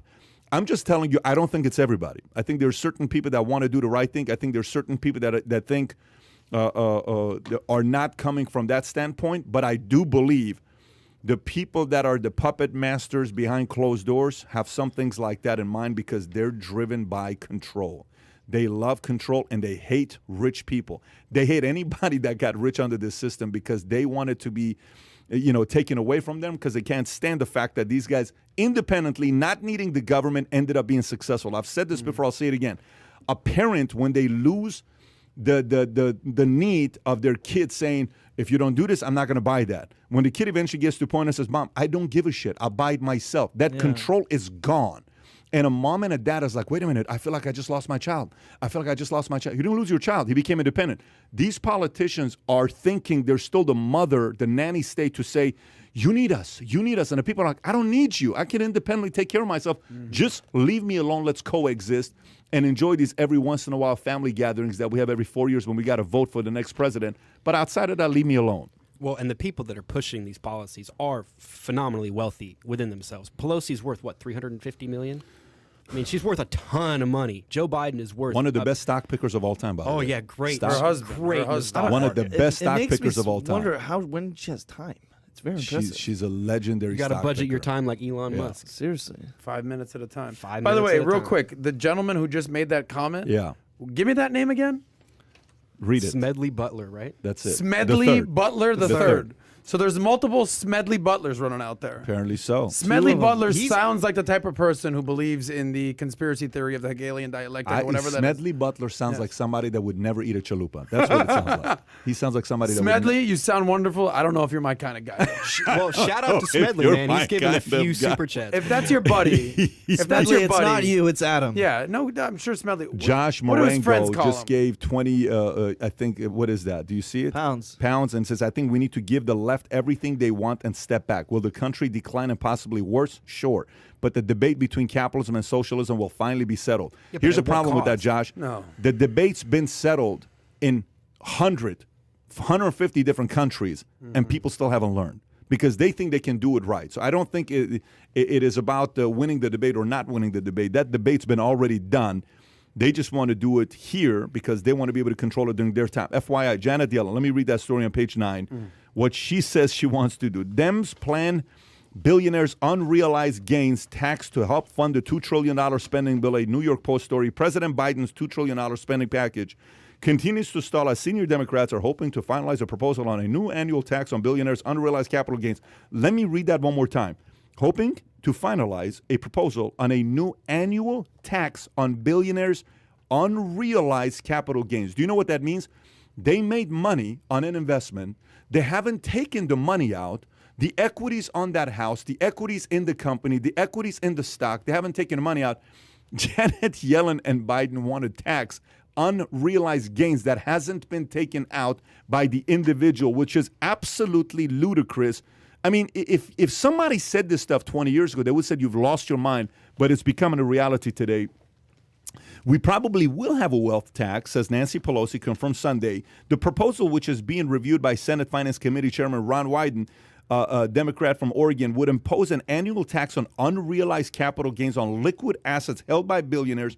Treasury Secretary Janet Yellen said the proposal will likely only affect less than 1,000 of the nation's wealthiest citizens. I don't care if it's 1,000, if it's 500, if it's 10,000. Leave them alone. They keep creating jobs. I don't care what their net worth is. Let them keep creating jobs and have an incentive to create jobs. Because if they don't do what they do, you're going to take a hit. And by the way, again, it goes back down to why 1,000? Why are they the richest of the richest? How about the person that's worth $40 million? How rich is $40 million to a person making $15 an hour? Very rich. How rich is $10 million to someone that's making $15 Very an hour? rich. How rich is $1 million to a person that's making Rich. $15? How rich is $500,000 cash and savings to a person that's making $15 an hour? Rich. So what's rich? Rich is only any taxes that you will not pay. So if Nancy Pelosi is worth $300 million, let's make sure we pay the taxes $1 billion so I don't have to pay any of it. Right. It's always I don't want to experience the pain. You covered this a couple podcasts Yeah, this ago. was like a month ago. It's we always the talked person about. who's just a little bit richer than you that's where you want to start. Yeah. And the problem is it's a slippery slope. You know what this reminds you of? Because you'll appreciate this. I think there was a lot, because obviously you're in the life insurance world. There was talks about, because obviously a life insurance, Rule a death benefit 151, is tax free. Oh yeah, I see where you. But at one point they were proposing taxing the cash value buildup within the policy. Do you remember this? Of course I do. But that didn't pass. It was right? Rule 7702 that they wanted to eliminate to tax the cash value and the separate value of a VUL or an IUL or all that Correct. stuff. Yeah. And it didn't pass, though. It didn't pass, yeah. And you know who was leading that? Elizabeth Warren. Was that DOL? Was that all that? Was Elizabeth that Warren okay? was leading. But by the way, the camp that's in right now is the camp that could do that. Yeah. That's the camp that's in right now. Well, to our last friend, was it Josh? I don't know, whoever, he said, well, why don't we just let them have what they want? Yeah. Listen, that's the whole point of America, is to have the debate, to have the ideas and find out which ideas are actually right. Gerard likes to say that Democrats are the gas and Republicans are the brakes.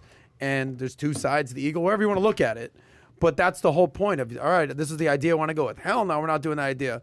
And then at some point there needs to be a compromise. And that's the problem in America right now, is that everyone's entrenched on their sides. Let's coalesce in the middle. By the way, the Bitcoin community is thinking that if hyperinflation happens, Bitcoin's going to go to 100,000, 500,000, $1 million. That's what Bitcoin That's why thinks. Jack Dorsey is probably saying hyperinflation. He's very big in crypto. Do you really think he needs another $1 billion? No, $5 but billion, he's $10 billion? look, Cash App, Square. He's very big. Like when I know Bitcoin had he their is, conference, but do you think he was the needs, guest speaker. Now here's the other part. You know, is it Peter Schiff, the gold guy? Yeah, He's thinking that gold's going to take off with this, and gold's going to go to a whole different level. Look, the idea is the following: this is going to happen. Own non-duplicatable assets. Yes. Keyword: own non-duplicatable assets. Very simple. Are NFTs non-duplicatable assets? To that community, it is as non-duplicatable as it can be. Let me answer your question, by the way. You said, do you think he cares about another $1 billion? Jack Dorsey? Do you think he's a little bit competitive? Okay. Dorsey? So when you look around and he sees the Zuck's yeah. worth $100 billion. But even in a he case like that, sees it would Elon Musk worth 200 something billion, the Bezos 150 billion, and he's worth, what is he worth? I don't know. I'm guessing 10 billion. I don't know. Who? He is 14. 14. You don't think he's a little competitive, saying I got to get to 100 some point? But even in that case, I don't think so. He's I not think going to be he's the only competitive. one Don't that's get going me to wrong. skyrocket. I'm not saying he's not. By the way, I love what Rodolfo Ramirez just said. You can vote your way into socialism, but you cannot vote your way out. What a powerful thing to say. You can vote your way into socialism. You cannot vote your way out. Rodolfo, that is extremely powerful quote you just posted right now. But yeah, I don't think that's what he's driven by. I just tell you, let me talk to the investor. Let's talk to the investor, the person that's listening to this right now. Is this probably a good time to own a little bit of gold? Maybe. Is this a good time to own a little bit of crypto? You know, maybe get a little bit of Ethereum, get a little bit of whatever, maybe. Is it time to consider getting a little bit of collectible cards or comic books that are limited edition? Yeah, maybe. This is not a bad time to set aside some of those things that are, again, non-duplicatable assets. If you do that and hyperinflation happens, it actually favors you if you do that. I have two things on this, which is interesting. First one, obviously, when they look at people and you look at Elon Musk, $280 billion, it's not like he's sitting on a pile of cash at $280 billion. It's all invested in his company. It's all going to be taxed once he takes it out, once he takes payment. And if the Tesla stock crashes, so is his net worth. Right. So it's not like he's sitting on it and he's just kind of walking around with a checking account with $280 billion. So it's a completely different way of how that would then function of just doing this. And then the other part of it is, if it's just 1,000 wealthiest, if they get it passed and approved, why not do 2,000? Why not do the top 10%? Yeah, like it'll just catastrophic. It'll just snowball from there. Catastrophic. How many times do they not promise? If you're making less than this, your taxes aren't going to be changed. And then 2 weeks later, something comes out of, they're well, talking maybe about $600 of taxes, and they have to change it. Exactly. They have to change because people are like, this is pathetic. If you're going to come after my $600 of taxes, so they're gonna find a way to just get it in the banks door, and then they're going to build it up. So like, we got to deal with all this crap now. So they just say, "Oh, we'll meet you back at the 10,000 number." Yeah, it's maybe not. We're good where we're at.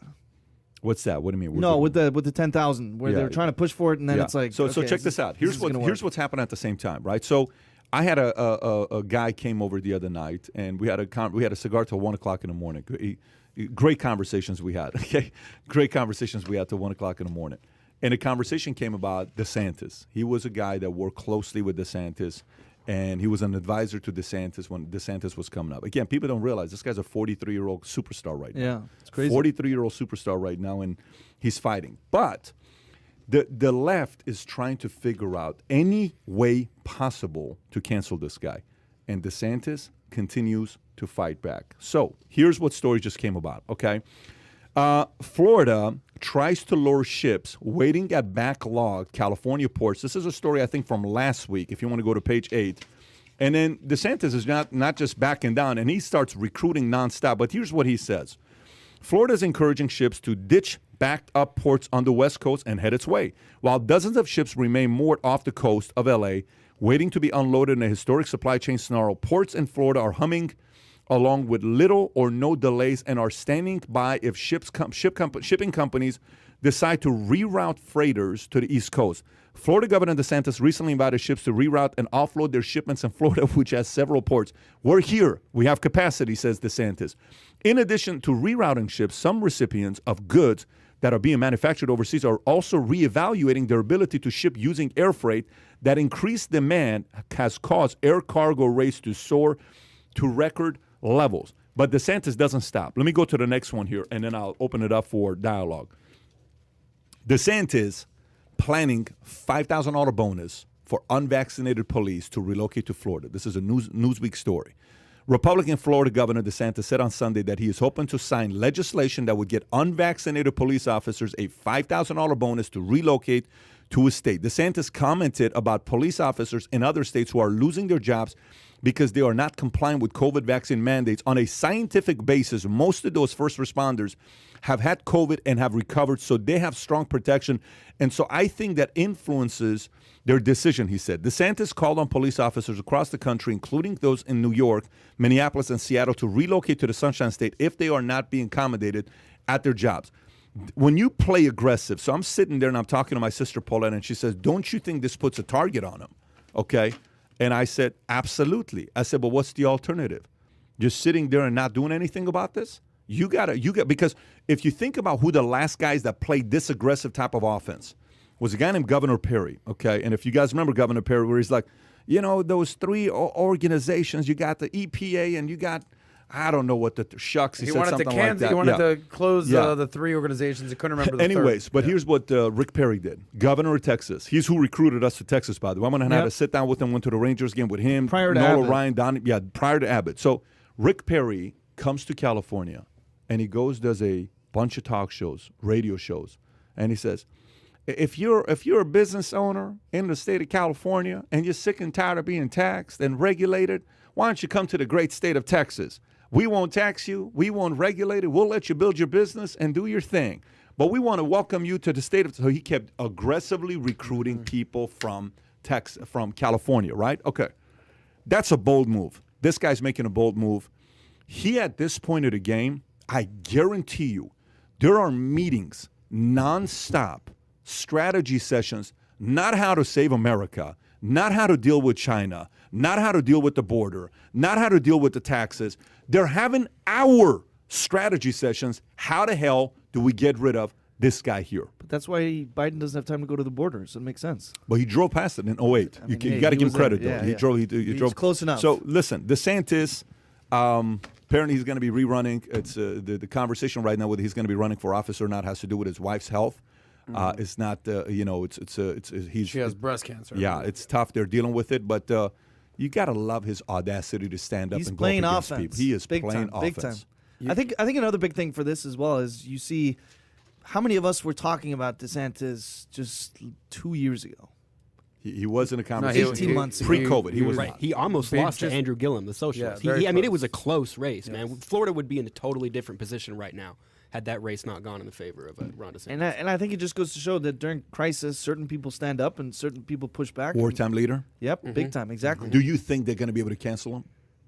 I mean, it depends on, as long as he doesn't unless there's some dirt on him that they're going to somehow pull up. I think it's going to be hard unless he You missteps. tell me who you can't find dirt on. I mean, nobody. You tell me who you cannot find dirt on. Nobody. Okay, then. So do you think their research team is working, and the research team for them is who? 24/7. Here's their research team. Folks working at the IRS. Yep.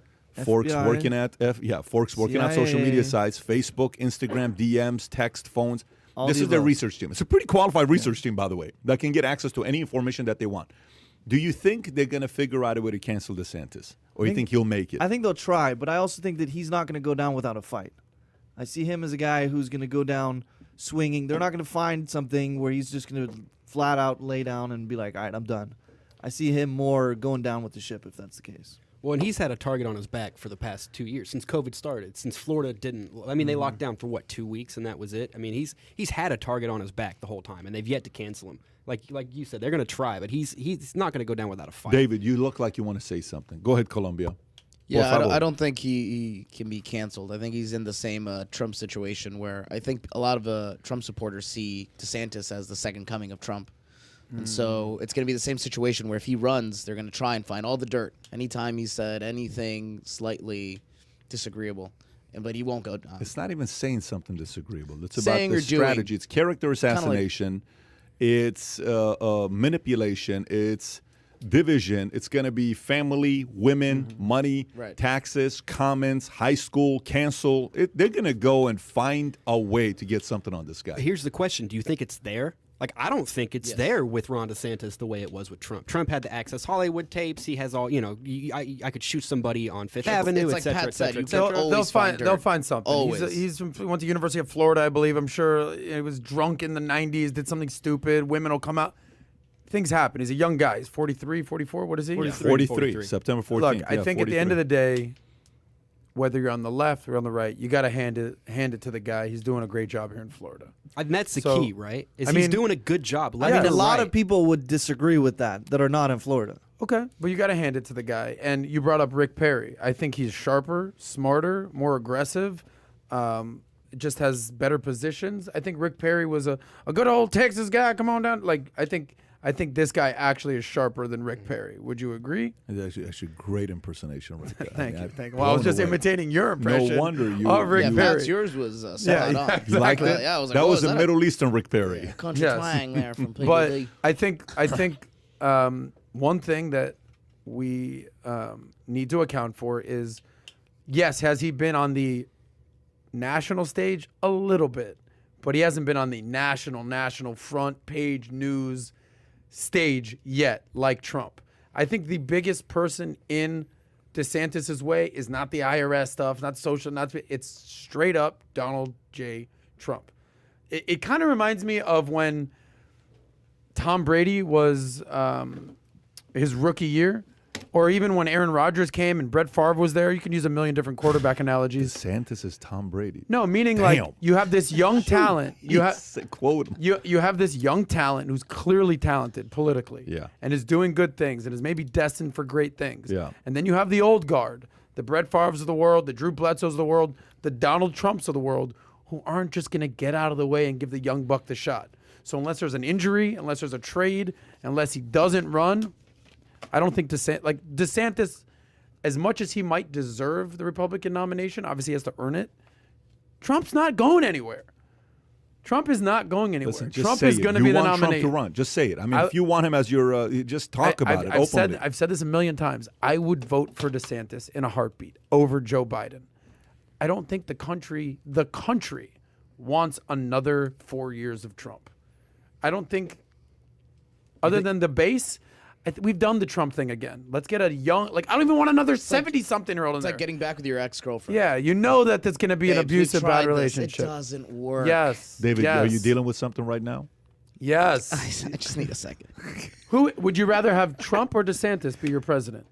If that question is easy question. That's not the question though. What's the answer? The question is easy. Whoever is going to create less unnecessary enemies. And you think that's DeSantis? That's DeSantis. He's going to Okay. create less unnecessary. And I agree with you. Unfortunately, the the way, Republican base does not. I think because they don't think he's going to get the nomination, which is what you're saying. They don't think I he's just going to think get the nomination. they're all in on Trump. That's Yeah. it. By the way, let me and just I go don't into the think Trump that's the story. future. Well, hang on, because I don't think it's as clear cut as you make it. I think the Republican Party is fighting with whether or not they can even go through with electing Trump. We know what happened. We know what it did to the country culturally. Yeah, it was Americans were better off than they had been before. 59% of Americans said they were better off, at the end of his term than they were when it started.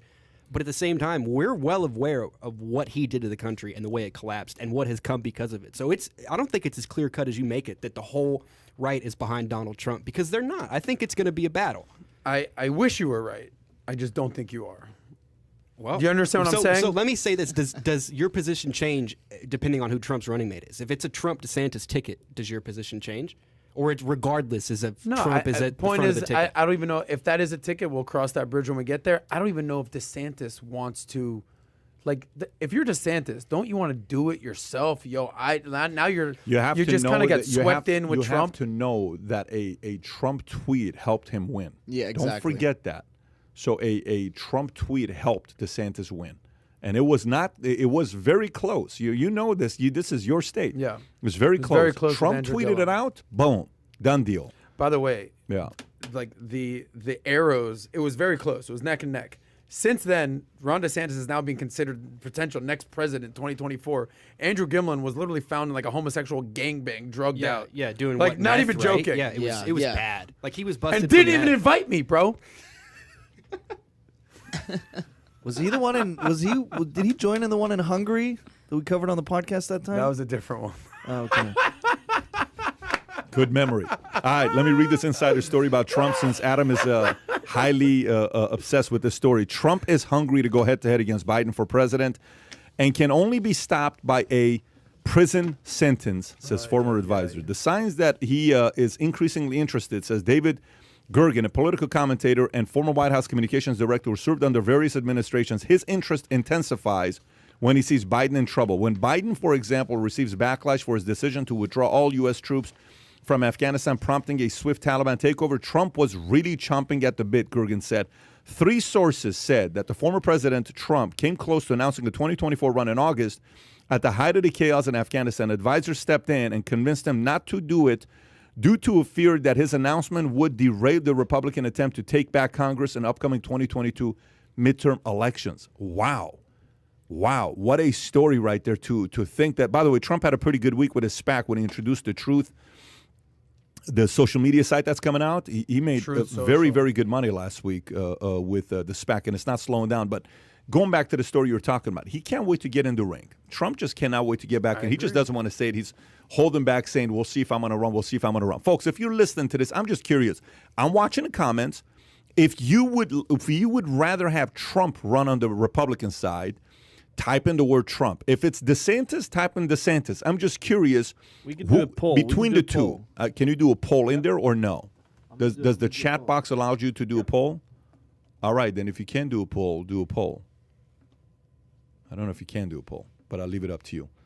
So what do you think about this story with Trump and Gergen saying the fact that they prevented him from saying that because they didn't want the midterms to be affected by this? Who prevented him from saying that? Okay, exactly? so the 3 sources said that the former president came close to announcing the 2024 run in August at the height of the chaos in Afghanistan. Advisors stepped in and convinced him not to due to a fear that his announcement would derail the Republican attempt to take back Congress in upcoming 2022 midterm elections. Yeah, they're basically saying, Don, don't do anything to screw up there are inevitable taking over of the House You know what and or that the means, Senate. though? You know what that means, though? That means he's listening to people. Which is new. I know. I literally wrote good That call. means Good he's call. listening Yeah. to people, Mr. Adam. He's listening to Good your call. advice. I think he is chomping at the bit to get back out there. He sees blood in the water. I have a question. Joe Biden sinking in the approval ratings, and he wants to get back out there. I But have there's a no big benefit question. for him announcing anything until after the midterms. Will they run Joe Biden again? I don't think they will. Right, that's the question: is who runs against Trump? So there's 3 questions, right? Because to piggyback real quick before this, what was the last president to be in office and not run for re-election when they could? There's from what I looked at this morning. There's one president in the line of 46 presidents that has not run for re-election. There's a handful of them that haven't won, but there's one president who just flat out said, "Yeah, not for me." Who's that? Any Hold guesses? on here. It's LBJ. Yeah. right? You just said it. You Well, just no, called before it. I even saw it, I was like, it's got to be So- LBJ. Was it LBJ? Yes. Yeah, it's LBJ, How'd you bro. know? He's the only president, but he was there for 6 years because he took Because over he for took JFK over for after 2 years, JFK, yeah. ran for re-election, and then after that he said, "Yeah, this is not for me." He said they were pulling out of Vietnam and they were that he wouldn't run for re-election. I hope that Joe Biden doesn't run again in 2024. I hope he does a good job. I hope he leads the country the right way in the next few years. He's obviously not doing the best job ever. We need some new blood in there. If I were to make a enough prediction, with the old freaking idiots. if I were to make a prediction, I think Joe Biden might be the only Democrat that can't beat Trump. But he You already think did. Kamala Harris can No, beat Trump? again, by running again. The only Democrat that can't. I think if it's a Joe Biden versus a Trump, Yeah. that there's odds that he can't. I think if there's a new person coming in, Well, so here's my question: where are we at in 4 years or 3.5 years? We've already got inflation. We're only 9 months through this term, 10 months through this term. We've got inflation is high. They're pushing through the $2.5 trillion bill or the $2 trillion bill. That's the why trillion he and a half. can't. That's why he can't is win. China's saber rattling. Iran, Russia. I mean, where are we at in 4 years? Look, that's going to determine as this. much as we want to look into our crystal ball, I mean, whatever. We could say anything right now, and it's like zero relevance. The reality is we got to get through midterms and then the election. What people are failing to understand is, you know how hard the media railed against Trump when he ran the first time and when he ran against this time? Now, you don't think they're going to take the January 6th insurrection, wherever you want to call it, and play that nonstop? And you don't think the They're ads... already doing that. they've already done that for months. Okay, but now when he's running for a re-election, you don't think there's an ad that's just going to show everything and say, is this what you want from your leader? You don't know how easy it is? But people to- already I'm know just what let- they're getting with Trump. That's the thing. And They already know who exact- he is, and they that's have a why comparison. he wasn't elected last time. Exactly. They already know what they're getting. For the millionth time, can we get some freaking young Who, though? blood in Who, there? though? I agree Give a with name. you, Who? 100% I Give a agree. name on the left. Freaking The Rock. The Rock. Tulsi Gabbard and The Rock. Pat, wrap I'd it vote up. for that Wrap it ticket. up. Yeah, seriously. Finish the podcast right now. We're done. Joe Manchin. Thanks for joining He's us. all over the news. He's 74. Yeah. You want fresh blood? He's got a great tan. Great tan. Joe. I don't know. I think we have time over the next few years to see what leaders show up. I wanna make sure I get Here, this age right. was Ron Ron DeSantis. DeSantis on anybody's list 18 months 74. ago? No. No. But leaders show up in a time of crisis. So who's going to step up from the Democratic Party? We're seeing people like DeSantis show up. AOC. Who's going to show? Hopefully, about it's not this? someone Why that don't extreme. you say a name, though? Say your name. Like a Newsom? Like a superstar like Newsom for no, you? well, Newsom, no. Someone. If Manchin was younger, he's the kind of guy. Pete Buttigieg? No, not Prickly Pete. Beto. What if it's not the Democratic Party? though? Beto. What if Beto does have support. I'm not saying I'm a big Beto guy, but he's young. He's well-spoken. He's from Texas. I know he's not a big Second Amendment guy, but someone the like guy a who Beto. eats dirt? Beto who eats dirt? Beto? Is that? Yeah, he ate ceremonial Arizona dirt. All right. kind of That's weird. my kind of guy. Kind of Man weird. right there. Well, I eat Okay. Taco Bell. Same shit. So what if it's not? What if it's not the By the Democratic way, Party? just so everybody knows, listeners need to know this. This is not sponsored by Taco Bell. I just want you to know this. This is just We should maybe get you got a it side deal with Yeah, them we he don't know has about. one we Chalupa. don't know about. Chalupa's $1.99 coming out of the corner. But I just want to say there's a new Grand Slam burrito coming from the coast. Here you drop the code name Adam, you get 10% off your next burrito. Anyways, Back to Nacho the cheese show. fries are Back pretty to the do bomb. you show. not agree? We need take off your Republican hat, Democratic hat. Just put on just your American hat. Don't you think it's time for some fresh blood into politics at the head of tickets? 78-year-old Biden, 75-year-old Trump. Like, don't you think we got some young 40, 50-year-olds? well, you got 40 in Ron DeSantis. Okay. And then anyone younger on the left, like everyone just sees as communist, socialist. So Look, I mean, how old was Clinton when he got elected? About the same time, 40s. That's what we Yeah, need. yeah. you're looking for a Ron That's DeSantis. what we. I'm looking for a young, fresh, By someone the way, that Obama was young. Clinton was young. Yeah. You know, those two were young. Reagan was at the Yes. time the oldest president. Yep. Reelected. We had who got reelected. Yeah. So you know, but also at the same time, you can't force superstars, man. They got to come up like this DNC. They need a convention to have a Obama come up and rise up and give a message. Yeah. Where people are like, who is this guy, right? Yeah. So Yeah. they thought that Like the Obama brothers in from 04. San Antonio, the guy from San Antonio, but they lost the momentum. Who were the brothers? Joaquin Joaquin and you know who I'm talking Yeah, about. Joaquin, Very the well twins, spoken, yes. you know, but you know, they didn't get any support. It wasn't like anything crazy Yeah. that happened with them. You know, who do you have on the left right now though? Actually remember who was on the left when they were running. You don't have a great bullpen. I mean, you had Amy Klobuchar up there. That's not happening, right? You had Beto. That's not happening. Lizzie Warren. You had Elizabeth Warren. That's not happening. Obviously, you had Kamala. That's not happening. Bernie. You had Bernie. That's done Andrew with. Don't Yang. forget You had about Andrew Yang. Andrew who now Yang. started his own Andrew party. Forward. Right, and Yeah. Joe Manchin's talking about leaving the Democratic Party to go to pull his up own the Joe party. Manchin article. Pull up the Joe Manchin article. I think we're at a tipping point where you could see a real change in American politics because I people hope so. understand how divided they are. And you Look, could see a change from the You know, two-party you know what I system. would want? Whoever's elected, whoever it is, I would love to have a president who has 60% approval rating. 60%. Who's the last president that had 60% approval rating? Bill Clinton. George W. Bush. Okay. Not that he was a great. Didn't turn out Yeah, so but good for him. 9/11 had a lot to do with Yeah. that too. Well, no, when he came 88 in, when he actually came at the into peak. office, it was. But that's what our country's lacking. Steve is, like, is a Guardo- majority saying, "All right, we can Steve get behind this Guardo guy." just gave $50 and said the media creates the problem, stress, anxiety, anger, and fear with Trump. It's not Trump. Okay, that's Steve. All right, let's take a look at this. So this is what story. This is a Intelligencer story. Is Manchin considering quitting the Democratic Party? Go a little lower as the drama with intra-democratic negotiations over the Build Back Better budget reconciliation bill intensifies even more. Report involving one of the story central figures in the bound to get a lot of attention. Veteran Mother Jones reported David Corn is hearing talk from Joe Manchin's associates that he is mulling a party switch, which he will execute if and when he becomes definitely dissatisfied with his influence over his fellow Democrats. The report was very specific.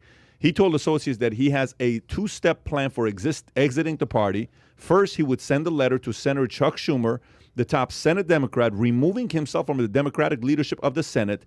He is vice chair of the Senate Democrat Policy and Communications Committee.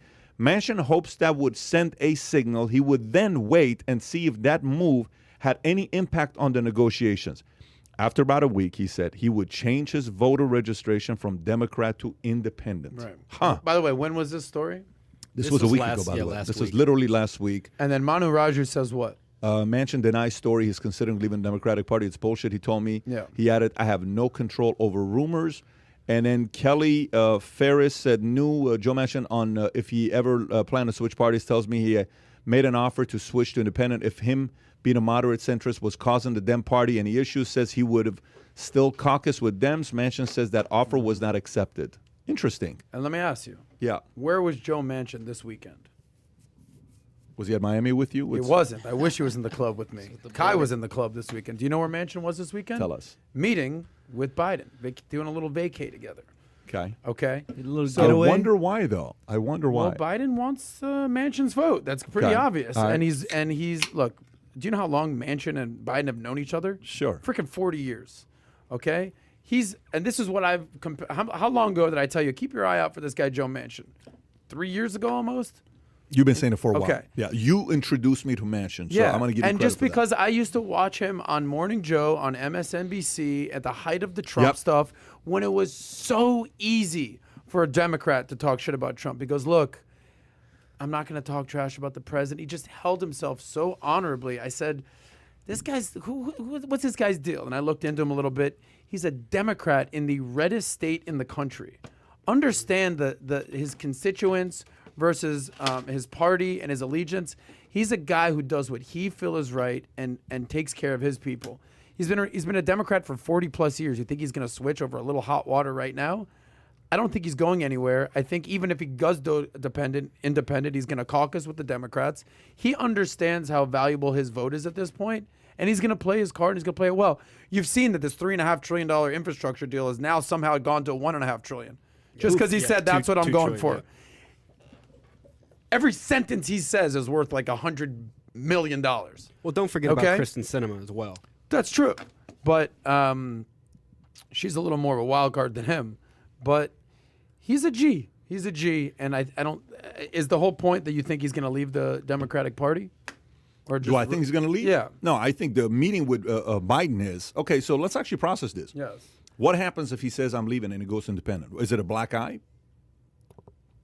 Is it a story? Yes, of course it's a story. Tell me why it's a black eye. Well, he's the number one senator in the news right now. I don't think that's saying, hey, look, I don't like Why what is you that a big stand deal? for. Is that a bad look for Biden? Yes. How is it a bad look for Biden? Because it's somebody leaving the Democratic Party. Okay, so Yes. let's go to what is the Yes. media going to spin it? What's the media going to say? They're going to say he's over it, or he's trying to become because he is the roadblock now that's Yes. stopping all this.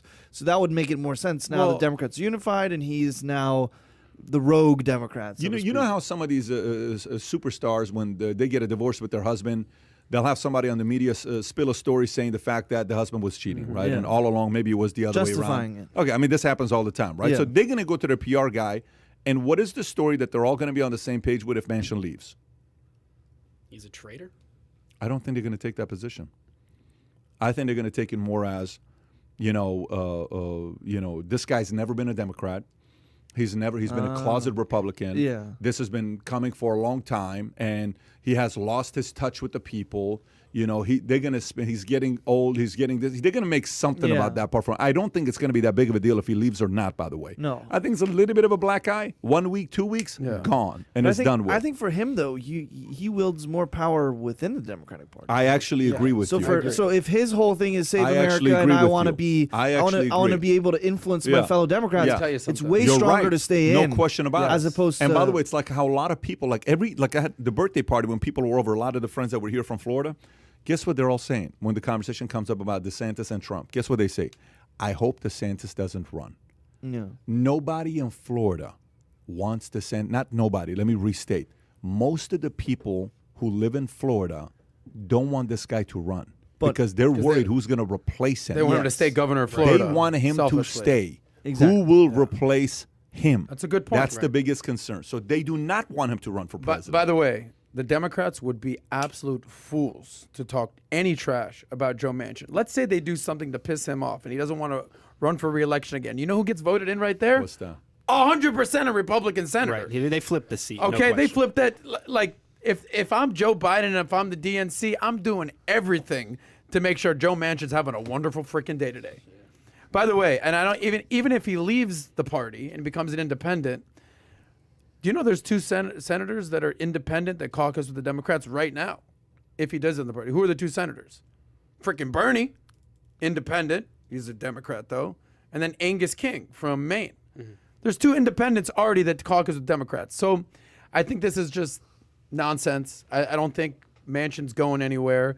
I think at the end of the day, they got to get a deal done.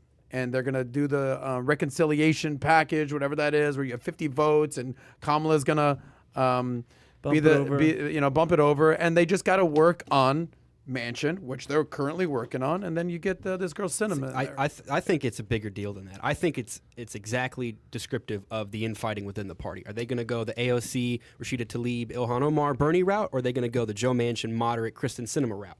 I mean, I think it's so. What happens if when the Joe Manchins are out and you've got the new blood, where does the Democratic Party go? And I think this is illustrative of that, and they're fighting for the face of the what party. What percentage of the Democrats do you think are Rashida Tlaib type people? AOC. I don't think what it's percentage. I don't think it's a big percentage. I think it's maybe 20%, but they're the loudest. 15%. They're the loudest. Correct. You're right. And they're going to just drag everything more that direction. Right, exactly. I mean, Kamala Harris was the farthest left senator in the Senate before she got elected. She was even farther left than Bernie Sanders was. And I think this is illustrative of the fighting within the party. Yeah. By the way, people are commenting all this stuff, PBD for governor, all this stuff. The one thing that I will say is, which I appreciate, but I will say the one that says Francis Suarez would replace DeSantis as a governor. He would be very interesting if he ran. By the way, but I wouldn't run for president if I'm DeSantis if I'm not certain that Suarez is not going to run. If Suarez is not running governor, I'm not sure if I want him running for. By the way, you've met Francis Suarez. Stud. I've interviewed him a few times. Yeah, stud. Absolute stud. He said he gave a speech. He spoke at the forum the other day. Low taxes, low regulation. He said he goes something to the effect of when you're a mayor, it doesn't matter if you're Republican or Democrat. You just want to get shit done in your community, and that's the power of being a mayor. He said there's talked about just being independent, and he's killing it in Miami right now, and he's making national waves. He's a young stud. He's probably in his mid-40s at the oldest. Just watch out for him. He's going to make great. Francis Suarez. I mean, listen, if not him, maybe Jorge Masvidal. Who knows? I mean, if they say something to me, they'll knock their asses out. Can you imagine? What did you say? He'll get shit done. He'll get shit done. Democrat governor knocked out by Jorge Masvidal. Jorge Masvidal is asked to remove from the election. However, he is by far the most popular candidate ever to run for the state of Florida. I think Usman would have something to say to him about that. I can see you reading that story, Pat. All right, let's read this story That's right a here. satire. By the way, that's... Mayor Masvidal, Governor Masvidal. Oh my gosh. Okay, so do we want to give some love to Fauci? Oh no, let's go to Putin. Listen, I got to tell you guys this story. I was telling you this yesterday, but I think it's important for people to know this. Friends and family who are Russian, okay, who live in America, okay. I don't know I'm telling you this right now, and I know a lot. I don't know a single person will hit that. I don't know a single person who's Russian doesn't respect and love Putin. It's such a weird dynamic. Why do you think they love him They so love much? the way he leads. You He's did a man's man. better Putin than Perry.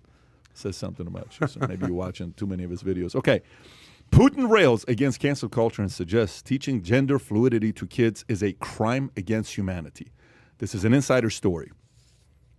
He took aim at cancel culture and supporters of transgender rights, suggesting that teaching kids teaching gender fluidity is a crime against humanity, while stating that Russia should remain its spiritual values and historical traditions. Putin said that some Westerners believe the aggressive deletion of whole pages of their own history reverse discrimination against the majority in the interest of minorities constitute movement toward public renewal. Let me read that one more time. What a technical statement. Tongue twister. Listen to this. Putin said that some Westerners believe the aggressive deletion of whole pages of their own history reverse discrimination against the majority in the interests of minorities constitute movement towards public renewal. Wow. The Russian leader, whose opponents have often ended up dead or imprisoned, likened cancel culture to reverse racism. He said the emphasizing of the racial topic divides people. I'll go to you first, and what you had to say about what Putin just said right now. Well, you know how Anthony Fauci was voted Time's Sexiest sexiest man man alive. Yeah. I think Putin's won sexiest man alive in Russia for like the last 20 years in a row. Shirtless bear picture. Yeah. man. So, as much as I have, I'm not a fan of Putin. To put it in his language, he does have a point here. So, look, he's talking about ultimate machismo. Why do you think he's elected sexiest man alive in Russia? It's not because he's actually that good looking, because he gives off that, I protect the country, I take care of you. And there's a lot of people that actually empathize with that. I assume that's why your family loves him so much. But what's Putin's motivation? Forget about this whole thing. Putin wants to empower Russia and sow discord in the United States or in the EU or in NATO. He's not a friend to America. He's not a friend to us. So anything that comes out of his mouth, I'm thinking, what's in it for him? So I think he's just looking to sow discord in the United States. He's not a friend to America. I think we all know So wait, that. so you're saying he's saying this while indirectly supporting cancel culture, thinking it's a good thing? It's a good thing. Anything. Look, you're talking about former KGB. Anything he does, I'm not just going to take on the surface. Like, that's a good point. Thanks, Vlad. No, there's something else going on there. So please, Yes. please indulge us and Yes. let's go Unpack to that. Unpack your that. conspiracy land. So Is it conspiracy? So That- let's that play that. Vladimir Let's play Putin that wants game. to We see got America 7 hat minutes. out. We got Yes. 7 minutes before Dream Team call. Let's talk about that. So tell us, what could he be thinking to tell Americans to be very careful with this concept of destroying and deleting history that you had in the past to discriminate against minorities I who guess- are feeling offended today? Towards public renewal. Yeah. Look, What's his strategy? do you think Putin wants good things or bad things to happen in America? I think for Putin, and I'm being serious with you, I think for Putin, he is a guy that's so confident in his abilities to lead that when he sits against anybody, he doesn't think anybody is at his level, because the way their government is formatted, it's set up in a way that he doesn't have competition, versus he looks at countries like America naive because they actually think the person you vote for president actually runs the country. He thinks this system is ludicrous. That's what I think of Putin. He controls all the levers there. That's and what I'm trying to here- say. So Yeah. I don't think Putin's system wants to destroy America. I just think he looks at Americans and he thinks you guys are so naive. That's how he looks at America. Well, you don't. He definitely doesn't want good things to happen in America. He doesn't want But- America but to I- be but I- emboldened. but He I doesn't want us to actually- all get along but and I have a good. But I actually think, at the same time, I don't think all advice he gives is manipulative. I don't think all answers he gives is manipulative. I don't, because go flip it and say, so go to Russia. Imagine you're living in Russia, okay? You officially became Russian overnight. Okay. 40 years you've lived in Russia, okay? What do you think about Trump? What do you think about Biden? What do you think about America? Do you think every word that comes out of Trump's mouth is to hurt Russia? Do you think every word that comes out of Biden's mouth is to hurt Russia? Do you think every word that comes out of Obama's mouth, Bush's mouth, Reagan's mouth is to hurt Russia? Do you think that's what every president from America is thinking? If you're Russian, Yes. every word no. Okay. So I don't think this is one of those situations. I think he's concerned that they may try to like make this a normal thing in his state as well, and he's like, listen, pump your brakes. We're not going to play this. You think It's he's like, just cut that speaking shit out before we even on start. behalf of a man's man right now? Say what? He's just trying to be a man's man. This is what I how think I he's view things. really giving good counsel that's not going to be taken. And I think that he's saying this knowing that, and that in that way he's kind of looking down at it, saying like, "Oh, these guys, what are they doing? Like, look at them. They're just playing this out, and it's not going to be good." So no, What do Norwegians think about Vladimir Putin? I mean, he's your neighbor. Norway is the only NATO country that borders to Russia. Yes, that's why I asked you. Interestingly enough, no, I think there's with Russia. There's now I haven't been in Norway in a while, but from my understanding, it's a interesting relationship. It's somewhat stable. They've had like some military exercises, but then they typically do that whenever NATO has military exercises as well in Norway. So it's kind of it's like an on ice relationship kind of. You used a really good analogy one time about Putin because, look, they're the largest country on Earth, are they not? Russia? Land-wise, exactly. Yes. I don't think they're a top 10 economy. I'm not even sure if they're a top 20 economy at this point. It seems like Putin is playing with like a pair of sixes while, the United States has a full house and he's still trying to like figure out how to win that hand of poker. And he's trying to stack the deck any way he can. Okay. But I do think one last thing here, at least. I do think that for him, he needs 11. Russia's 11. a somewhat stable 11, America. okay. I don't think he's trying to strengthen America, but I don't think he wants America to crumble and be the next Afghanistan. Like, because America to some extent brings law and order to the world, for better or worse. And you think Putin wants that?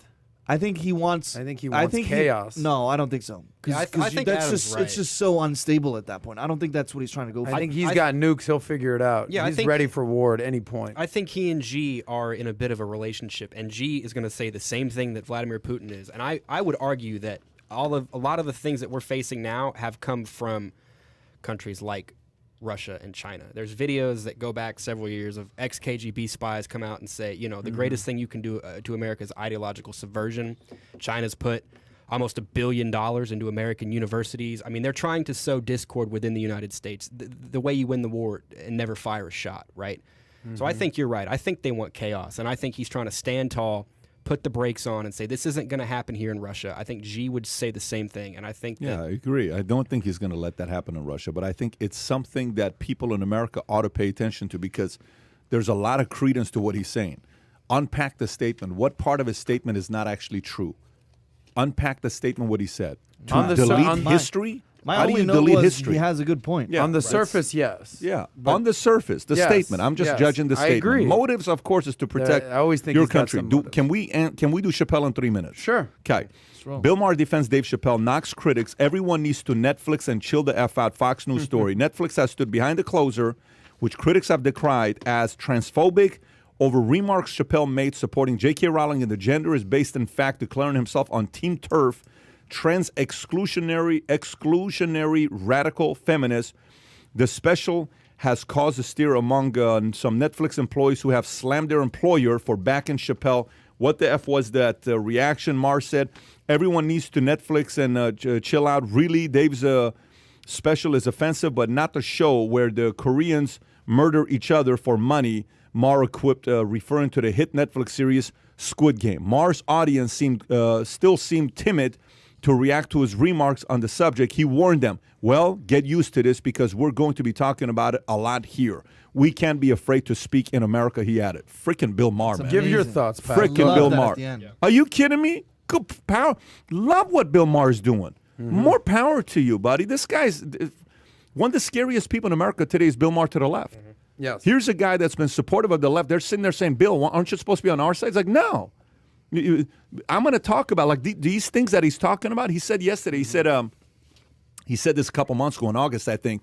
He said, for the longest time, I would always make fun of conservative comedy. I said, there's no place for conservative comedy. You can't do conservative comedy. He says, because Dennis Miller, who's a great comedian, tried to do comedy making fun of Nancy Pelosi for 10 minutes. You can't make fun of Nancy Pelosi for 10 minutes. He says, but Sarah Palin, I can make of her because Nancy Pelosi's not dumb. Sarah Palin is actually his words. He called her a moron, which, agree or disagree, that's his words. But he said today, liberals have gone so far to one side that if there's ever been a time to have comic and comedy making fun of the left, today's the season because you're doing it to yourself. This is one of them. Yeah. Your thoughts on this since you're in that world? Look, as a former comedian, I've hung out with Joe Rogan before. I've hung out with Dave Chapelle multiple times. I've never hung out with Bill Maher, but he is definitely on my top 5 people that I would love to hang with and learn from. These are the people that I look at as someone who identifies as a Democrat or whatever you want to call me. I love Bill Maher. I love Dave Chapelle. I love even a Rogan who's a liberal / conservative, whatever he is. Dave Chapelle cannot be canceled. It's not going to happen. I did a poll on my Instagram story, and I said, can Dave Chapelle be canceled? 99% said no. I mean... I'm going to put that on Twitter. Okay. See what people It's not going to happen. I mean, what percent... And I think he's getting a lot... Like, the word transphobic. Like, the phobic. It's a fear of something. It's like a hate-mongering theme. That's not what he's doing. Even when I used to do stand-up and what I love about Dave Chapelle, it's not racist if you make fun of everybody. Yeah. Equal opportunity. Anybody can get it. White people, black people, Latino people, trans people, gay people, Jewish people, Catholic people, Christian people. Anyone can get it. And that's the point that I think we're missing. Nothing in comedy's off limits. Nothing's off limits. Just because he's talking about your people doesn't mean he hates you. No. Okay? If you've ever seen Chappelle's show, and when he does the player haters ball, he's done entire skits about just hating on people. It's fucking funny. It's humor. You're not going to cancel Dave Chappelle, and 99.9% of people agree with me. Nothing in comedy's off limits, and if you're a good comedian, you're a chronic button pusher. I agree. You're always And getting he's at one of someone. them. You have any thoughts big on time. this? That's just the biggest thing that stood out to me was the last point. Maher's, he's been in... Bill Maher. Yeah, Bill Maher, sorry.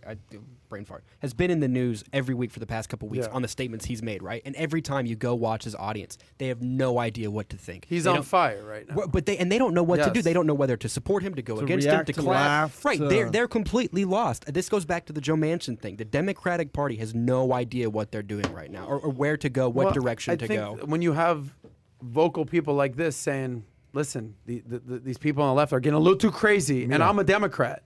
I've said it before. You got to call out your own side. Right. Vamonos. Let's Okay, go. great. Gang, we had a great time. Congrats to the rookies who got on. Third time. You're not a rookie. This is Fourth time. Fourth. This is Fourth. your third or fourth? Fourth. Or fourth time. Tyler. Okay, good stuff, man. I'm glad we did this. And David, you crushed it, man. Your searching abilities is on a whole different level back Less there. misspellings. Yes. Thank you. Fantastic Any announcements job. you want to make Thursday, leading up to the 100th Thursday, episode? Danielle DeMartino will be on the podcast. The Nice. great Danielle DeMartino. Put it in your calendar. She'll be on. It's going to be fire. And I think Zenner may be on as well this That's Thursday. episode Yep. 99. 99. Next week, we're going to have the special 100. We may do it on Tuesday. We may do it on Thursday. We have some friends coming in. It's going to be fun. There's going to be giveaways. There's going to be, so put it in your calendar next week. So We're going that's to do next week, but we don't have one a of date the yet. 2 days. I'm going to Okay. announce it on Thursday, whether it'll be Tuesday Okay. or Thursday. For next week, will be the 100 episode. Take care, everybody. Have a great week. We'll see you in 2 days. Bye-bye. Bye-bye, bye-bye, bye-bye.